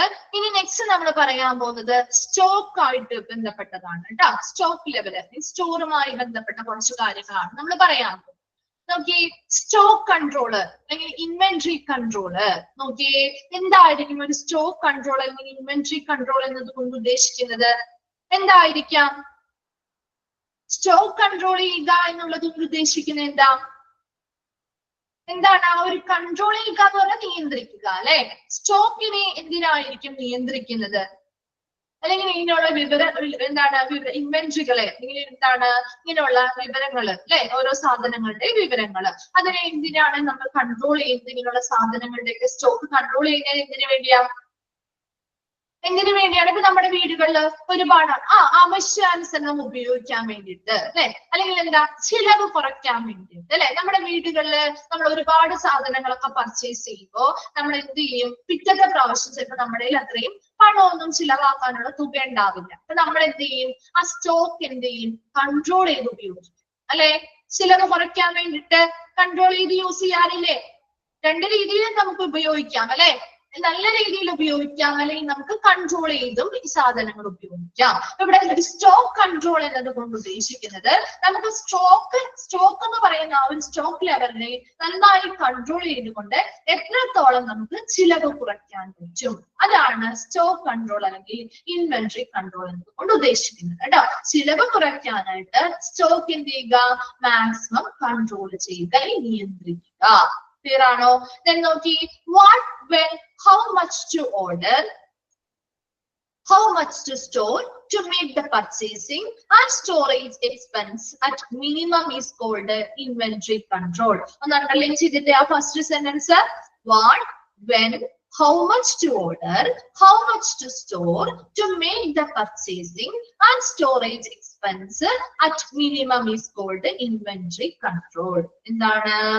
എന്ത് സാധനം അല്ലെ, എവിടെ അല്ലെങ്കിൽ എപ്പോൾ, വാട്ട് അല്ലെ, എന്ത് സാധനം എവിടെ അല്ലെ, എപ്പോൾ അല്ലെ, എന്തിന്, ഹൗ മച്ച് ടു ഓർഡർ, എത്രത്തോളം ഓർഡർ ചെയ്യണം, and how much to store അല്ലെ, എത്രത്തോളം സ്റ്റോർ ചെയ്തിട്ടുണ്ട്, എന്തിനു വേണ്ടിയാണ് സ്റ്റോർ ചെയ്യുന്നത്? For to make the purchasing and storage expenses അല്ലെ, പർച്ചേസിംഗുമായി ബന്ധപ്പെട്ട് അല്ലെങ്കിൽ സ്റ്റോറേജുമായി ബന്ധപ്പെട്ട ചിലവുകള് നമുക്ക് എത്രത്തോളം കുറയ്ക്കാൻ പറ്റും അല്ലെ, മിനിമം ആക്കണം. കുറയ്ക്കുന്നതിനെയാണ് എന്തെന്ന് പറയുന്നത്? ഇൻവെന്ററി കൺട്രോൾ എന്ന് പറയുന്നത്. എന്താണ് ഒരു ഇൻവെന്ററി കൺട്രോൾ എന്ന് പറഞ്ഞാല്? എന്ത് സാധനം അല്ലെ എപ്പോൾ എത്രത്തോളം അത് ഓർഡർ ചെയ്യണം, എത്രത്തോളം അത് സ്റ്റോക്ക് ചെയ്യണം, ഇതിലൂടെയൊക്കെ നമുക്ക് ആ പർച്ചേസിംഗുമായി ബന്ധപ്പെട്ട അല്ലെങ്കിൽ സ്റ്റോറേജുമായി ബന്ധപ്പെട്ട ചിലവുകൾ എന്ത് ചെയ്യണം? കുറയ്ക്കണം, മിനിമം ആക്കണം. ഇതിനെയാണ് ഇൻവെന്ററി കൺട്രോൾ എന്ന് പറയുന്നത്. Clear ആണോ? Then it is a device of management which is used to sustain an economic investment in materials and products for the objective of obtaining a maximum financial return. എന്താണ് ഇവിടെ നമ്മൾ ഇങ്ങനെ ഒരു stock control ചെയ്യുക അല്ലെങ്കിൽ inventory control ചെയ്യുന്നത് കൊണ്ട് നമുക്ക് ചിലവ് കുറയ്ക്കാനാണ് വേണ്ടത് അല്ലെ, മിനിമം എക്സ്പെൻസ് ആക്കണം. വളരെ മിനിമത്തിലുള്ള ചിലവ് കുറഞ്ഞായിരിക്കണം നമ്മുടെ എക്സ്പെൻസ് പറയുന്നത് അല്ലെ. അപ്പൊ ഇവിടെ എന്താ? മാക്സിമം ഫിനാൻഷ്യൽ റിട്ടേൺ ആണ്, പരമാവധി സാമ്പത്തിക നേട്ടം നേടുക എന്ന ലക്ഷ്യത്തിനായിട്ട് നമ്മൾ മെറ്റീരിയൽസ് ആവാം അല്ലെങ്കിൽ എന്തെങ്കിലും പ്രൊഡക്ട്സ് ആവാം പരമാവധി എന്ത് ചെയ്യുക? കൺട്രോൾ ചെയ്യുക. മനസ്സിലായോ? ഒരു സ്റ്റോക്ക് കൺട്രോൾ അല്ലെങ്കിൽ ഇൻവെന്ററി കൺട്രോൾ എന്ന് പറയുന്നത് നമ്മൾ ആ സ്റ്റോക്ക് കൺട്രോൾ ചെയ്തുകൊണ്ട് നമുക്ക് ചിലവ് കുറയ്ക്കുക എന്നുള്ളത് തന്നെ പ്രധാന ഉദ്ദേശം എന്ന് പറയുന്നത്. അത് ഏതൊക്കെ സാധനങ്ങൾ അല്ലെ, എന്ത് സാധനമാണ് ശരിക്കും കൺട്രോൾ ചെയ്യുന്നത്, അതുപോലെ എപ്പോഴാണ് ചെയ്യുന്നത്, എങ്ങനെയായിരിക്കണം അത് ഓർഡർ ചെയ്യുന്നത്, എങ്ങനെയായിരിക്കണം അത് സപ്ലൈ ചെയ്യുന്നത്, എങ്ങനെയായിരിക്കണം അത് സ്റ്റോർ ചെയ്ത് വെക്കേണ്ടത്, എന്തിനു വേണ്ടിയാണ് അങ്ങനെയുള്ള കാര്യങ്ങൾ നമ്മൾ കൺസിഡർ ചെയ്യുന്നത്? ആ പർച്ചേസിംഗുമായി ബന്ധപ്പെട്ട് അല്ലെങ്കിൽ അവിടുത്തെ ആ സ്റ്റോറേജുമായി ബന്ധപ്പെട്ട് വരുന്ന ചിലവുകള് ചുരുക്കാൻ വേണ്ടിയിട്ട് അല്ലെങ്കിൽ ചിലവുകള് മിനിമം ആക്കാൻ വേണ്ടിയിട്ട് അല്ലെ. അതാണ് ഒരു ഇൻവെന്ററി കൺട്രോൾ എന്ന് പറയുന്നത്. ഇവിടെ എപ്പോഴും ഇൻവെന്ററി കൺട്രോളുകൾ നമുക്ക് ചിലവ് കുറയ്ക്കാൻ വേണ്ടിയിട്ടുള്ളതാണ്, ചിലവ് ചുരുക്കാൻ വേണ്ടിയിട്ടുള്ളത്, മിനിമം ആക്കാൻ വേണ്ടിയിട്ടുള്ളതാണ്. അതേസമയം ഇങ്ങനെ ചിലവ് ചുരുക്കുക എന്നത് തന്നെയാണെങ്കിൽ എന്താ? മാക്സിമം ഫിനാൻഷ്യൽ റിട്ടേൺ കിട്ടാനാണ്, പരമാവധി സാമ്പത്തിക നേട്ടം അതിൽ നിന്ന് ആ ഒരു സ്ഥാപനത്തിന് ഉണ്ടാകും. ഇങ്ങനെ ചിലവ് ചുരുക്കുക അല്ലെങ്കിൽ ഇങ്ങനെ സ്റ്റോക്ക് കൺട്രോൾ ചെയ്യുന്നത് കൊണ്ട് എന്തായിരിക്കണം? മാക്സിമം സാമ്പത്തിക നേട്ടം ആ ഒരു സ്ഥാപനത്തിന് നേടുക എന്ന ലക്ഷ്യമാണുള്ളത് അല്ലെ. അതിനു വേണ്ടിയിട്ട് എന്ത് ചെയ്യണം? മെറ്റീരിയൽസിന്റെയും പ്രൊഡക്റ്റും ഒക്കെ സ്റ്റോക്ക് ചെയ്യുന്നതിനെ പരമാവധി എന്ത് ചെയ്യണം? കൺട്രോൾ ചെയ്യണം. അതാണ് ആ ഒരു പാരഗ്രാഫിൽ പറഞ്ഞിരിക്കുന്നത്. ക്ലിയർ ആയോ? അത് ക്ലിയർ ആണോ? ക്ലിയർ ആണോ? എന്താണ് ഒരു റെസ്പോൺസ് ഇല്ലാത്ത? ഓക്കെ ആണ്. ഓക്കെ, നെക്സ്റ്റ് നോക്കിയേ, ഗോൾസ് ഓഫ് ഇൻവെന്ററി കൺട്രോൾ. ഇനി ഒരു ഇൻവെന്ററി കൺട്രോൾ ചെയ്യുന്നത് കൊണ്ടുള്ള ലക്ഷ്യങ്ങൾ അല്ലെ, ഗോൾസ്, നേട്ടങ്ങൾ എന്തൊക്കെയാണ് നോക്കിയേ. ഫസ്റ്റ് വൺ ആണ് provide supplies available when needed to maintain constant operation. ആ ഒരു സ്ഥാപനത്തിന്റെ നിരന്തരമായ പ്രവർത്തനങ്ങൾ നടത്താനുള്ള ആവശ്യമായിട്ടുള്ള സപ്ലൈസ് അവൈലബിൾ ആക്കി ലഭ്യമാക്കി നൽകുക അല്ലെ. ഒരുപാട് സാധനങ്ങൾ എന്ത് ചെയ്യാൻ പാടില്ല, ഒരുപാട് ആവശ്യമില്ലാത്ത സാധനങ്ങൾ ലഭ്യമാക്കി നൽകുകയല്ല വേണ്ടത്. മറിച്ച് എന്താണ്? സ്റ്റോക്ക് കൺട്രോൾ ചെയ്യണമെങ്കിൽ അവിടെ ഉപയോഗിക്കേണ്ടത് വളരെ അത്യാവശ്യമുള്ള സാധനങ്ങൾ മാത്രമായിരിക്കണം. എങ്ങനത്തെ സാധനങ്ങളായിരിക്കണം? അവർക്ക് ഡേ ടു ഡേ ഈ കോൺസ്റ്റന്റ് ഓപ്പറേഷൻസ്, ആ ഒരു സ്ഥാപനത്തിന്റെ നിരന്തരമായ സ്ഥിരമായ പ്രവർത്തനങ്ങൾ നടത്താൻ ആവശ്യമായിട്ടുള്ള സാധനങ്ങൾ എന്ത് ചെയ്യുക? അവൈലബിൾ ആക്കി ലഭ്യമാക്കി നൽകുക. രണ്ടാമതായിട്ട് to have a stock of goods when required through reduction or purchase. ഇവിടെ നമ്മുടെ വീടുകളിലൊക്കെ പറയാറുണ്ട് അല്ലെ, റിഡക്ഷൻ എന്ന് പറഞ്ഞാൽ എന്താ? ഇവിടെ നമ്മൾ പിടിച്ച് ചെലവാക്കുക എന്ന് പറയും അല്ലെ. നമ്മുടെ വീടുകളിൽ നമ്മുടെ അമ്മമാരൊക്കെ പറയാറല്ലേ, നമുക്ക് ഈ മാസത്തെ നമ്മുടെ ബഡ്ജറ്റ് കഴിഞ്ഞു അപ്പൊ ഇനി പിടിച്ച് ചെലവാക്കണം എന്ന് പറയാറില്ലേ? കേട്ടിട്ടുണ്ടോ അങ്ങനെ പറയുന്നത്? വീട്ടിലൊന്നും പറയാറില്ലേ? എങ്ങനെ പിടിച്ച് ചെലവാക്കണം എന്നൊന്നും പറയാറില്ലേ? അമ്മമാരൊക്കെയാണ് കൂടുതലും പറയുന്നത് അല്ലെ നമ്മളോട്. ഈ ഒരു കാരണം കൊണ്ടായിരിക്കില്ല, പല കാരണങ്ങൾ കൊണ്ടും നമ്മളോട് പറയാറുണ്ട് അല്ലെ.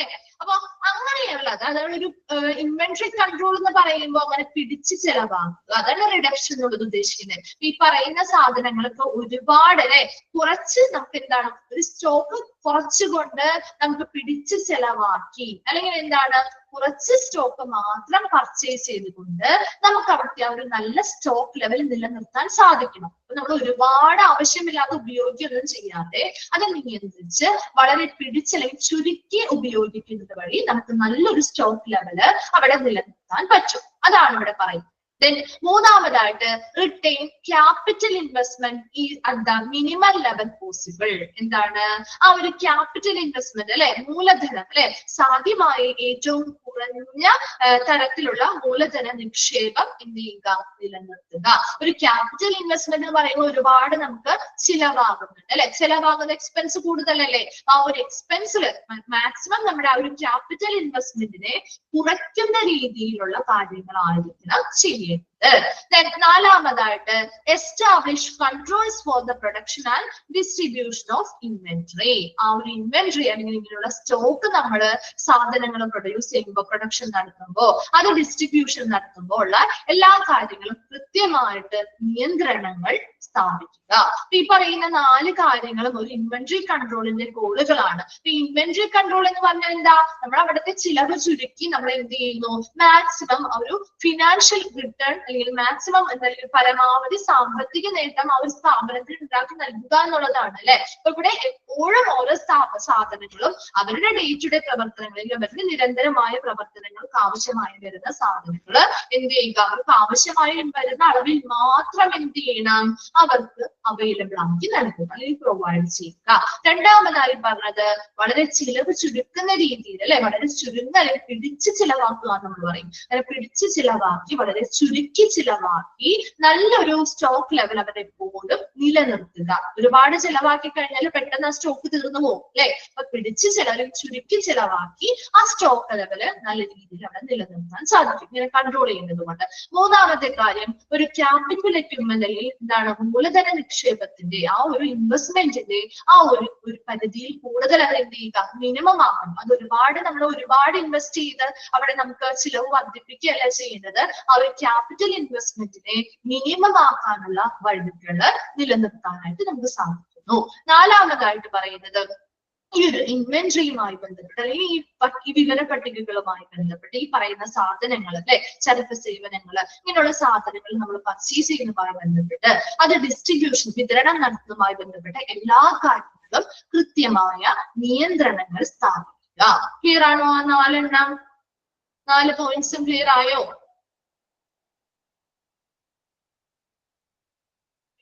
എന്താണ് റെസ്പോൺസ് ചെയ്യാതെ? ഓക്കെ. Then next വരുന്നതാണ് if there is no inventory control there will be no liability. Overstocking or understocking of materials, loss of material etc. and it releases a lot of working capital. കുറച്ച് ഭാഗം ഒന്ന് മനസ്സിലാക്കി കഴിഞ്ഞാൽ ബാക്കി വരുന്ന ഭാഗം simple ആണ് കേട്ടോ. എന്താണ് ബുദ്ധിമുട്ട് തോന്നുന്നുണ്ടോ? എന്താണ് അതിന്റെ ഒരു ആശയം ക്ലിയർ ആയില്ലേ? ഓക്കെ അല്ലേ? നോക്കി എന്താണ് ഒരു ഇൻവെന്ററി കൺട്രോൾ. ഇപ്പൊ ഒരു ഇൻവെന്ററി അല്ലെങ്കിൽ ഒരു സ്റ്റോക്ക് കൺട്രോൾ നല്ല രീതിയിൽ അവിടെ നിയന്ത്രിക്കാൻ സാധിച്ചില്ല എങ്കിൽ അവിടെ ഒരു യാതൊരു ബാധ്യതയും ഉണ്ടായിരിക്കില്ല. അത് ചിലപ്പോ നല്ല രീതിയിൽ നിയന്ത്രിക്കാൻ പറ്റിയില്ലെങ്കിൽ എന്താ വരാം, ചിലപ്പോ ഓവർ സ്റ്റോക്കിംഗ് വരാം അല്ലെ, ചിലപ്പോ അണ്ടർ സ്റ്റോക്കിംഗ് വരാം, മതിയായ സാധനങ്ങൾ ചിലപ്പോ നമുക്ക് ലഭ്യമാക്കാതെ വരാം അല്ലെ. ലോസ് ഓഫ് മെറ്റീരിയൽസ് നഷ്ടപ്പെടുന്നതായിട്ട് വരാം അല്ലെ. And it releases a lot of working capital. ഇതുവഴി നമുക്ക് ഒരുപാട് പ്രവർത്തന ചിലവും ഉണ്ടാകാം. ആണോ? നല്ല രീതിയിൽ ഒരു ഇൻവെന്ററി കൺട്രോൾ അല്ലെങ്കിൽ സ്റ്റോക്ക് നല്ല രീതിയിൽ കൺട്രോൾ ചെയ്തില്ലെങ്കിൽ അങ്ങനെയല്ലേ നമുക്ക് ചിലരൊക്കെ കേട്ടിട്ടില്ലേ, ഓരോ സ്റ്റോക്കിന്റെ അവിടെ തട്ടിപ്പുകൾ അല്ലെ, പല രീതിയിലുള്ള കാര്യങ്ങൾ ഉണ്ടാവും അല്ലെ. ചിലപ്പോ നമുക്ക് ആവശ്യമായിട്ടുള്ള സാധനങ്ങൾ ആയിരിക്കില്ല നമ്മൾ സ്റ്റോക്ക് ചെയ്യുക, നല്ല നിയന്ത്രിച്ചില്ലെങ്കിൽ കൺട്രോൾ ചെയ്ത് കൊണ്ടുപോകുന്ന ഇതല്ല എങ്കിൽ അങ്ങനെയല്ല വരാം. ഒരുപാട് സാധനങ്ങൾ ചിലപ്പോൾ ഓവറായിട്ട് വാങ്ങി സ്റ്റോക്ക് ചെയ്ത് വെച്ചിട്ടുണ്ടാവും. അല്ലെങ്കിൽ ചിലപ്പോ ഒരുപാട് സാധനങ്ങൾ അണ്ടറായിട്ട് അല്ലെ, നമുക്ക് ആവശ്യമില്ലാത്ത സാധനങ്ങൾ ചിലപ്പോൾ ആവശ്യമുള്ള വളരെ പ്രധാനപ്പെട്ട സാധനങ്ങൾ പോലും സ്റ്റോക്ക് ഉണ്ടാവാതെ വരാം അല്ലെ. ചിലപ്പോ പല സാധനങ്ങളും അവിടെ നഷ്ടപ്പെട്ടെന്ന് വരാം അല്ലെ. ഇതെല്ലാം ഒരു കൂടുതൽ പ്രവർത്തന ചിലവ് അവർക്ക് ഉണ്ടാക്കുന്നുണ്ട്. റിസർവ് സ്റ്റോക്ക് അല്ലെങ്കിൽ ബഫർ സ്റ്റോക്ക് എന്ന് പറയാം. Is the stock kept to provide uncertainties in consuming rate or lead time of the material. ഇനി എന്താണ് ഒരു റിസർവ് സ്റ്റോക്ക് എന്ന് പറഞ്ഞ കരുതൽ സ്റ്റോക്ക് അല്ലെ? നമ്മുടെ വീടുകളില് കരുതൽ സ്റ്റോക്ക് അല്ലെങ്കിൽ റിസർവ് ചെയ്ത് വെക്കാറുണ്ടോ സാധനങ്ങള്? ഇല്ല, അമ്മമാരൊക്കെ ചെയ്യാറില്ലേ? റിസർവ് സ്റ്റോക്ക് അല്ലെങ്കിൽ കരുതൽ സ്റ്റോക്കുകൾ ചെയ്യാറുണ്ടോ? ഇല്ല, നിങ്ങളുടെ വീടുകളിലൊന്നും ചെയ്യാറില്ല. ഒന്നും ചെയ്യാറില്ലേ? ഇപ്പൊ അമ്മമാരൊക്കെ എന്താ ചെയ്യാ? നമ്മളിപ്പോ 1 കിലോ സാധനം വാങ്ങിച്ചാൽ അവരെന്ത് ചെയ്യും? മറ്റൊരു ഭാഗത്ത് എവിടെയെങ്കിലും കുറച്ച് എന്ത് ചെയ്യും? മാറ്റിവെക്കും അല്ലെ? വളരെ പെട്ടെന്ന് എന്തെങ്കിലുമൊക്കെ ചിലപ്പോ തീർന്നു പോയി, നമുക്ക് അങ്ങനെ വാങ്ങിക്കാനുള്ളത് ഒരു ബുദ്ധിമുട്ടൊക്കെ വന്നു കഴിഞ്ഞാൽ അപ്പൊ ഉപയോഗിക്കാം എന്ന് മനസ്സിലാക്കിയിട്ട് വെക്കാറില്ലേ? ചില വീടുകളിൽ അമ്മമാരൊക്കെ അങ്ങനെ ചെയ്യും അല്ലെ? അപ്പൊ അതെന്തിനു വേണ്ടിയാണ്? നമുക്ക് ചിലപ്പോൾ ഉപയോഗിക്കണം, നമുക്ക് പുതിയ സാധനം ചിലപ്പോൾ ആ ഒരു ഇത്രയും ക്വാണ്ടിറ്റി നമുക്ക് തീർന്നു പോയിട്ടുണ്ടാവും, നമ്മൾ വാങ്ങിയ സാധനം തീർന്നു പോയിട്ടുണ്ടാവും, നമുക്ക് വാങ്ങിക്കാനൊന്നും പറ്റാതെ വന്നു, പെട്ടെന്ന് ഒരാൾ വന്നു. കൂടുതലും അവരിങ്ങനെയുള്ള സാധനങ്ങൾ എന്ത് ചെയ്യും? പെട്ടെന്ന് ചെലവാകുന്ന സാധനങ്ങളൊക്കെ കുറച്ചെടുത്ത് അവരെന്ത് ചെയ്യും? മാറ്റി വെക്കും. അതെന്തിനു വേണ്ടിയാണ് അങ്ങനെ മാറ്റി വെക്കുന്നത്? അതാണ് കരുതൽ സ്റ്റോക്ക് എന്ന് പറയുന്നത്. ഇപ്പൊ ഇവിടെയും നമ്മളൊരു കരുതൽ സ്റ്റോക്ക് അല്ലെങ്കിൽ ബഫർ സ്റ്റോക്ക് എന്തിനു വേണ്ടിയായിരിക്കും? നമുക്ക് തീർച്ചയില്ലാത്തൊരു കാര്യത്തിനാണ് അല്ലെ? ഇപ്പൊ ഈ പറയുന്ന കൺസ്യൂമേഴ്സ്, അത് ഉപയോഗിക്കുന്ന ആളുകള് അതെപ്പോ തീരും അല്ലെങ്കിൽ ആ ഒരു സാധനം ഉപയോഗിച്ചാൽ ചിലപ്പോ അത് നമ്മുടെ പ്രതീക്ഷയിൽ നിന്ന് തീർന്നു പോവാം അല്ലെ? ഇപ്പൊ നമ്മുടെ വീടുകളിൽ അങ്ങനെയല്ലേ? ഒരു സാധനം, ഇപ്പൊ ഒരു പഞ്ചസാരയുടെ കേസ് തന്നെ നിങ്ങൾ എടുക്കുക. പഞ്ചസാര ചിലപ്പോൾ നമ്മൾ വാങ്ങിച്ചു കഴിയുമ്പോൾ നമ്മൾ ഇത്ര നാളത്തേക്ക് എന്നുള്ള രീതിയിലായിരിക്കും നമ്മൾ വാങ്ങുന്നത്. പക്ഷെ എന്താണ്, ചിലപ്പോൾ അതിനിടയിൽ ചിലപ്പോൾ ആരെങ്കിലും വിരുന്നുകാർ വന്നാൽ നമ്മൾ ചിലപ്പോൾ എന്താണ് കൂടുതലായിട്ട് അത് ഉപയോഗിക്കാറുണ്ട് അല്ലെ? പഞ്ചസാരയുടെ അളവ് കൂടാം അല്ലെ? ഉപയോഗിക്കുന്നതിന്റെ അളവ് കൂടിയില്ലേ? നമുക്ക് അവർക്കുള്ള എന്താണ് എന്തെങ്കിലും കൊടുക്കുമ്പോഴോ അല്ലെങ്കിൽ എന്തെങ്കിലും ചായ വെച്ച് കൊടുക്കുമ്പോഴോ ഒക്കെ നമുക്ക് ഒരുപാട് പഞ്ചസാര, നമ്മൾ അത് പറഞ്ഞിരിക്കുന്ന ആ ഒരു കൃത്യമായിട്ട് ഡേറ്റിന് മുൻപ് ചിലപ്പോൾ അത് തീർന്നു പോവില്ലേ? അപ്പൊ നമുക്കത് എന്താ, ഒരു കൃത്യമായിട്ടുള്ള ഡേറ്റ് വരെ നമുക്കത് ഉപയോഗിക്കാം എന്ന് തീർച്ചയില്ലാത്തൊരു അവസരം വരികയാണ്. അതാണ് അൺസർട്ടനിറ്റീസ്, തീർച്ചയില്ലാത്ത അല്ലെങ്കിൽ നിശ്ചയമില്ലാത്ത ഒരു കാര്യങ്ങള്. അത് ചിലപ്പോൾ കൺസ്യൂമിങ് റേറ്റ്, അത് ഉപയോഗിക്കുന്നതിന്റെ റേറ്റിൽ വരുന്ന തീർച്ചയില്ലായ്മയായിരിക്കാം. അല്ലെങ്കിലോ അതിന്റെ lead time of the material. ഇനി ഒരു സാധനം നമ്മൾ ഓർഡർ കൊടുത്ത് ചിലപ്പോൾ അത് വരാനുള്ള സമയം ചിലപ്പോൾ ഒരുപാട് ലാഗാവാം അല്ലെ? ആ സമയത്ത് നമുക്ക് ഇവിടെ സാധനം തീർന്നു പോയി, അതുകൊണ്ട് ഞങ്ങൾ ഇവിടെ ഈ സർവീസ് നടത്തുന്നില്ല എന്ന് ഹോസ്പിറ്റലുകാർക്ക് പറയാൻ പറ്റുമോ? ഇല്ല അല്ലെ? അപ്പൊ ആ സാധനം വരുന്നത് വരെ നമുക്ക് ഉപയോഗിക്കാനായിട്ട് അവിടെ സ്റ്റോക്ക് എന്താണ്, ഒരു റിസർവ്ഡ് സ്റ്റോക്ക് ഉണ്ടെങ്കിൽ നമുക്ക് അത് എടുത്ത് ഉപയോഗിച്ചൂടെ? അതാണ് കരുതൽ സ്റ്റോക്ക് എന്ന് പറയുന്നത്. ക്ലിയർ ആയോ? അതെന്താ ഉദ്ദേശിച്ചെന്ന്? റിസർവ് സ്റ്റോക്ക് അല്ലെങ്കിൽ കരുതൽ സ്റ്റോക്ക് എന്താണെന്ന് മനസ്സിലായോ? നമ്മൾ ഇത്രയും ദിവസം കറക്റ്റ് നമുക്ക് ഉപയോഗിക്കാമെന്ന് നമുക്ക് തീർച്ചപ്പെടുത്താൻ പറ്റാത്ത അവസരങ്ങളിൽ ഉപയോഗിക്കാൻ വേണ്ടിയിട്ടുള്ളതാണ് ഈ റിസർവ് സ്റ്റോക്ക് എന്ന് പറയുന്നത്. ചിലപ്പോ സാധനങ്ങൾ ഓർഡർ ചെയ്ത് വരാനായിട്ട് ഒരുപാട് ലീഡ് ടൈം ആവശ്യമായിട്ട് വരാം. അല്ല എന്നുണ്ടെങ്കിലോ ആ കൺസ്യൂം ചെയ്യുന്ന ഉപയോഗിക്കുന്ന ആളുകളുടെ അതിനനുസരിച്ച് അല്ലെ, ഉപയോഗിക്കുന്ന ആളുകൾ അല്ലെങ്കിൽ ആ ഒരു ഉപയോഗത്തിനനുസരിച്ച് ചിലപ്പോൾ അതെന്ത് ചെയ്യാം, തീർന്നു പോവാം. പല സാധനങ്ങളും ഒരു ഉപകരണവുമായി ബന്ധപ്പെട്ടല്ലാണ്ട് ഇവിടെ പറയുന്നേ, ഒരു സ്റ്റോക്ക് ചെയ്യുന്ന ഒരു സാധനം നമ്മൾ മേടിച്ച് സ്റ്റോക്ക് ചെയ്തു, ഒരു ബാൻഡേജ് ആവാം അല്ലെങ്കിൽ ഒരു നീഡിലാവാം, അങ്ങനെ എന്തോ അല്ലെങ്കിൽ മെഡിസിൻ ആവാം, ഒരു ഡ്രഗ് ആവാം, സ്റ്റോറിന്റെ കാര്യം നമ്മൾ പറയുന്നത്. അപ്പൊ അതവിടെ മേടിച്ച് ഉപയോഗിക്കുക നമ്മൾ ചെയ്തു. ചിലപ്പോൾ ചില സമയത്ത് ചില മെഡിസിൻസിന് ഒരുപാട് ആളുകള് ആവശ്യക്കാര് ഒരു സമയത്ത് വന്നു എന്ന് വിചാരിക്കും. ചിലപ്പോൾ നമുക്ക് ഒരു മാസത്തേക്ക് മതിയാകും എന്ന് വിചാരിച്ചായിരിക്കും നമ്മൾ ഒരു സ്റ്റോക്ക് ഇറക്കുന്നത്. പക്ഷെ കൂടുതൽ ആളുകൾ അത് വാങ്ങിക്കാൻ വരുന്ന സമയത്ത് അത് പെട്ടെന്ന് തീർന്നു പോവില്ലേ? അപ്പൊ നമുക്ക് ഇന്ന ദിവസം വരെ അത് ഉപയോഗിക്കാമെന്ന് തീർത്ത് നമുക്കല്ലെങ്കിൽ നിർണയിച്ച് പറയാൻ പറ്റോ? തീരുമാനിച്ച് പറയാൻ പറ്റോ? ഇല്ല അല്ലെ? അതുപോലെ അത് പിന്നീട് രണ്ടാമത് ബുക്ക് ചെയ്താലും ചിലപ്പോൾ ഒരുപാട് സമയം കഴിഞ്ഞേ നമുക്കത് കിട്ടുള്ളൂ അല്ലെ? ആ സമയത്ത് നമുക്ക് ഉപയോഗിക്കാനാണ് ഈ റിസർവ് സ്റ്റോക്ക് അല്ലെങ്കിൽ കരുതൽ സ്റ്റോക്ക് എന്ന് പറയുന്നത്. ക്ലിയർ ആണോ? അത് ആ 2 പോയിന്റ്സ് ക്ലിയർ ആയോ? ഓക്കെ ആണോ? നെക്സ്റ്റ് നോക്കിയേ, reorder level or reorder point is the stock level of any item in economic order quantity terms that can be disposed of so that the order can arrive in time to keep away from stock out. എന്താണ് നമ്മൾ ചെയ്യാറുള്ള കാര്യം അല്ലെ? എന്താണ്, ഒരു സാധനം തീർന്നു പോകുന്നതിന് മുൻപ് എന്ത് ചെയ്യുക, റീഓർഡർ ചെയ്ത് സൂക്ഷിക്കുക അല്ലെ? ഒരു സാധനം തീർന്നിട്ട് വേണോ അവിടെ ഓർഡർ ചെയ്യേണ്ടത്? അല്ല അല്ലെ? ആ തീർന്നു പോകുന്നതിന് മുൻപ് എന്ത് ചെയ്യണം, ഓർഡർ ചെയ്ത് അവിടെ സൂക്ഷിക്കുക അല്ലെ?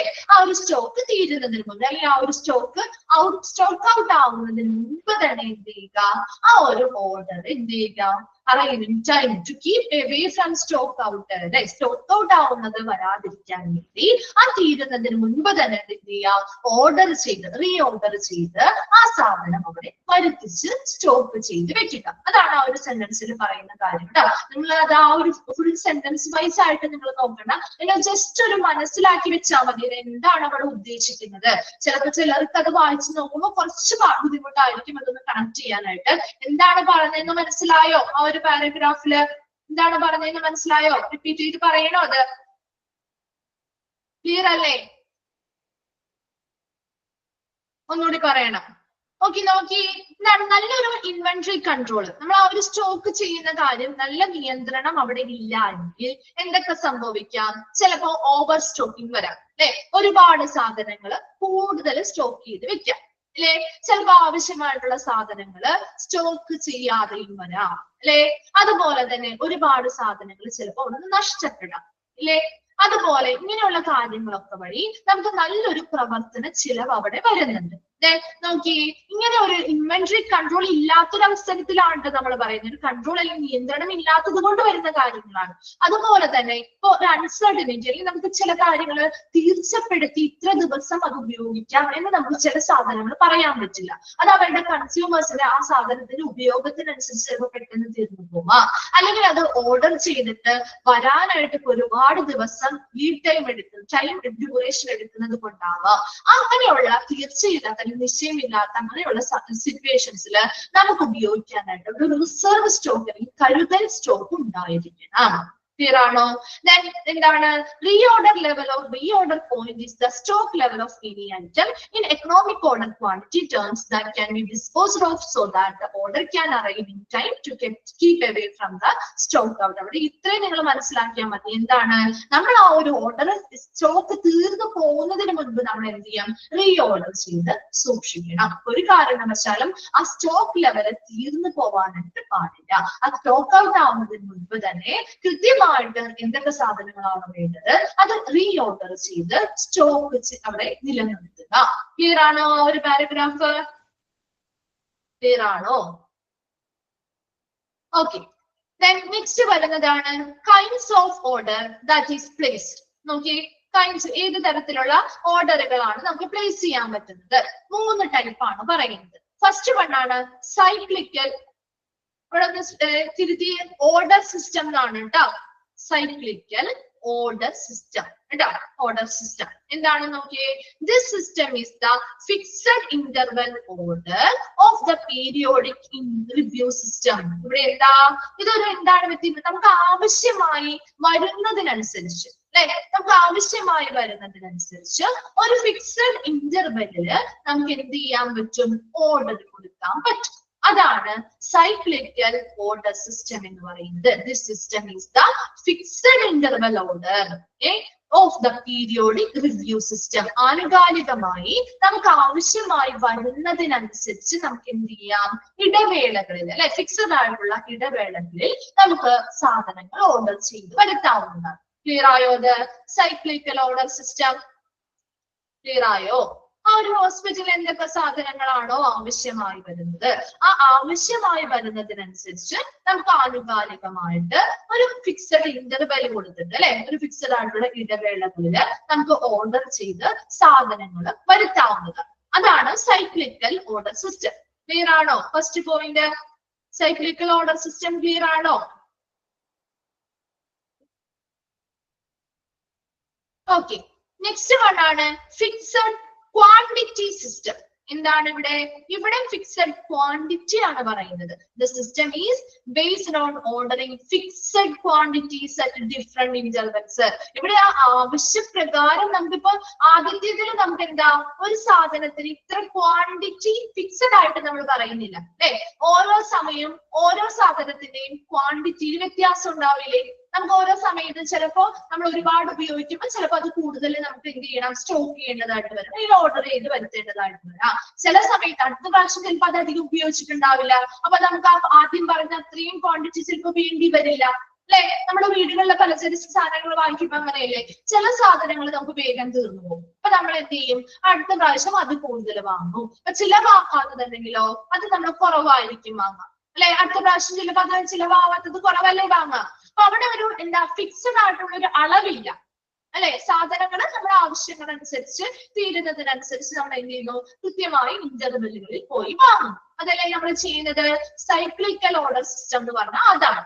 രണ്ടാമത്തത് ഫിക്സഡ് ക്വാണ്ടിറ്റി സിസ്റ്റം എന്ന് പറഞ്ഞാൽ ഇവിടെ ഒരു ഫിക്സഡ് അളവാണുള്ളത്. ഓരോ സാധനങ്ങളും എന്തൊക്കെയാണോ ഹോസ്പിറ്റലിലേക്ക് വേണ്ടത് അതിനൊരു ഫിക്സഡ് അളവ് ഉണ്ടായിരിക്കും, ഫിക്സഡ് ക്വാണ്ടിറ്റി ഉണ്ടായിരിക്കും. ആ ഫിക്സഡ് ക്വാണ്ടിറ്റി പല പല ഇന്റർവെൽസിലായിട്ട് ഈ ഹോസ്പിറ്റലിലേക്ക് എന്ത് ചെയ്യുന്നു? ഡെലിവർ ചെയ്യുന്നു. അതാണ് ഫിക്സഡ് ക്വാണ്ടിറ്റി സിസ്റ്റം. അവിടെ അളവ് കൃത്യമാണ്, അല്ലെങ്കിൽ അളവ് എന്താണ്? സ്ഥിരമായിട്ടുള്ളൊരു സെയിം അളവിലായിരിക്കും എല്ലാ പ്രാവശ്യവും അവിടെ ഡെലിവർ ചെയ്യുന്നത്. ക്ലിയർ ആണോ? ഫിക്സഡ് ക്വാണ്ടിറ്റി സിസ്റ്റം മനസ്സിലായോ? രണ്ടെണ്ണം തമ്മിലുള്ള വ്യത്യാസം മനസ്സിലായോ? റെസ്പോണ്ട് ചെയ്തേ, മനസ്സിലായോ? ഓക്കെ. മൂന്നാമതായിട്ട് പറയുന്നത് നിങ്ങൾക്ക് പെട്ടെന്ന് മനസ്സിലാവും. നോക്കിയേ, when the item cannot be measured. മൂന്നാമത്തതാണ് tubing system കേട്ടോ. തേർഡ് പാർട്ടാണ് tubing system. When the item cannot be measured on the basis of any pre-agreed value or terms, the order will be placed on the basis of logical reasoning after inquiring the volume contained in the containing boxes. Example, plaster of Paris ghosts. എന്താ ഇവിടെ എന്താ ഉദ്ദേശിക്കുന്നത്? ചില items നമുക്ക് മുൻകൂട്ടി നിശ്ചയിച്ച പ്രകാരം നമുക്ക് ഓർഡർ കൊടുക്കാൻ പറ്റുമോ? ചില ഐറ്റംസ് നമുക്ക് മുൻകൂട്ടി നിശ്ചയിച്ച പ്രകാരം നമുക്ക് ഓർഡർ കൊടുക്കാൻ പറ്റില്ല. അത് എന്തുകൊണ്ടാണെന്ന് വെച്ചാൽ ഇതിന്റെ ഒരു എക്സാമ്പിൾ അപ്പൊ അത് എത്രത്തോളം ഉണ്ടെന്ന് ഇപ്പൊ ഇതിനൊരു എക്സാമ്പിൾ ഇവർ ഓൾറെഡി കൊടുത്തിട്ടുണ്ട്. പ്ലാസ്റ്റർ ഓഫ് പാരീസ്, ഗോസ്, അല്ലെങ്കിൽ നമ്മുടെ ഡോക്ടേഴ്സ് ഒക്കെ ഡ്രസ്സ് ചെയ്യാൻ എടുക്കുന്ന തുണിയൊക്കെ കണ്ടിട്ടില്ലേ? നിങ്ങള് കണ്ടിട്ടില്ലേ? അതൊക്കെ നമുക്ക് മുൻകൂട്ടി ഇത്ര എണ്ണം വേണം, അല്ലെങ്കിൽ ഇത് ഇത്ര എണ്ണം സ്റ്റോക്ക് തീർന്നു എന്നുള്ളത് നമുക്ക് മുൻകൂട്ടി പറയാൻ പറ്റുമോ? അത് എങ്ങനെയാണ് നമ്മളത് മനസ്സിലാക്കുന്നത്? എത്രത്തോളം അത് ഉപയോഗിച്ചു അല്ലെ? എത്രത്തോളം വോളിയം ഇനി അതിൽ ബാക്കിയുണ്ട് അല്ലാതെ കറക്റ്റ് ഒരു അളവ് നമുക്കത് പറയാൻ പറ്റുമോ? ഇല്ല, അളവ് നമുക്ക് പറയാൻ പറ്റില്ല അല്ലെ? ഇത്ര സാധനം ഉണ്ട് ബാക്കി എന്ന് നമുക്ക് പറയാൻ പറ്റില്ലല്ലോ. അത് ആ ഒരു ഉപയോഗിച്ചതിന്റെ ആ ഒരു അളവനുസരിച്ച് അല്ലെങ്കിൽ വോളിയം അനുസരിച്ച് അല്ലെ? വോളിയം കണ്ടെയ്നിങ് ബോക്സ്, ആ ഒരു പ്ലാസ്റ്റർ ഓഫ് പാരീസുമായി ബന്ധപ്പെട്ട ആ ഒരു പൊടി, അതിന്റെ ഇപ്പൊ ഒരു അളവ് നമുക്ക് കൃത്യമായിട്ട് നമുക്ക് പറയാൻ പറ്റില്ല അല്ലെ? അത് എത്രത്തോളം ഉപയോഗിച്ചു, എത്ര ബാക്കിയുണ്ടെന്ന് ആ ഒരു വോളിയത്തിനനുസരിച്ചാണ് നമ്മൾ പിന്നെയും റീസ്റ്റോക്ക് ചെയ്യുന്നത്. ആണോ? അതാണ് ട്യൂബിംഗ് സിസ്റ്റം എന്ന് പറയുന്നത്. അപ്പൊ നമുക്കവിടെ പ്രീ എഗ്രീഡ് വാല്യൂ അല്ലെങ്കിൽ മുൻകൂട്ടി നമുക്ക് ആ ഒരു ഐറ്റം എത്രത്തോളം ആവശ്യമാണെങ്കിൽ എത്ര തീർന്നു എന്ന് പറയാൻ പറ്റില്ല. അതിന്റെ ആ ഒരു കണ്ടെയ്ൻ, ആ ബോക്സിൽ അടങ്ങിയിരിക്കുന്ന ആ സാധനത്തിന്റെ വോളിയം എത്രത്തോളം കുറഞ്ഞു എന്നതിനനുസരിച്ച് നമുക്ക് ഓർഡർ ചെയ്യാനേ പറ്റുള്ളൂ അല്ലെ? അതാണ് എത്രത്തോളം അവിടെ ഏകദേശം ഉണ്ടെന്ന് ഏകദേശം നമുക്ക് മനസ്സിലാക്കിയായിരിക്കണം നമുക്ക് ഓർഡർ ചെയ്യാൻ പറ്റുന്നത്. അതാണ് ട്യൂബിംഗ് സിസ്റ്റം. ഫിക്സഡ് ആയിട്ട് നമുക്ക് ഇത്ര സാധനമേ ഉള്ളൂ, ഇത്ര എണ്ണം നമുക്ക് ഇനി വേണം എന്ന് നമുക്ക് ഉറപ്പിക്കാൻ പറ്റില്ല. ആ ഒരു തുണിയുടെ അളവ് നമുക്ക് എടുക്കാൻ പറ്റുമോ? എത്ര മീറ്റർ എടുത്തു, അല്ലെങ്കിൽ എത്ര മീറ്റർ ഇനി ബാക്കിയുണ്ടെന്ന് നമുക്ക് എങ്ങനെയാണോ നമ്മൾ ഓർഡർ എടുക്കാൻ പറ്റുക? അത് ഏകദേശം നമ്മൾ മനസ്സിലാക്കിയിട്ടാണ് നമ്മൾ ഓർഡർ കൊടുക്കുന്നത് അല്ലെ? അതാണ് ട്യൂബിംഗ് സിസ്റ്റം. മുൻകൂട്ടി നമുക്ക് നിശ്ചയിച്ച് കറക്റ്റ് ക്വാണ്ടിറ്റിയിൽ അല്ലെങ്കിൽ അളവിൽ നമുക്കത് പറയാൻ പറ്റില്ല.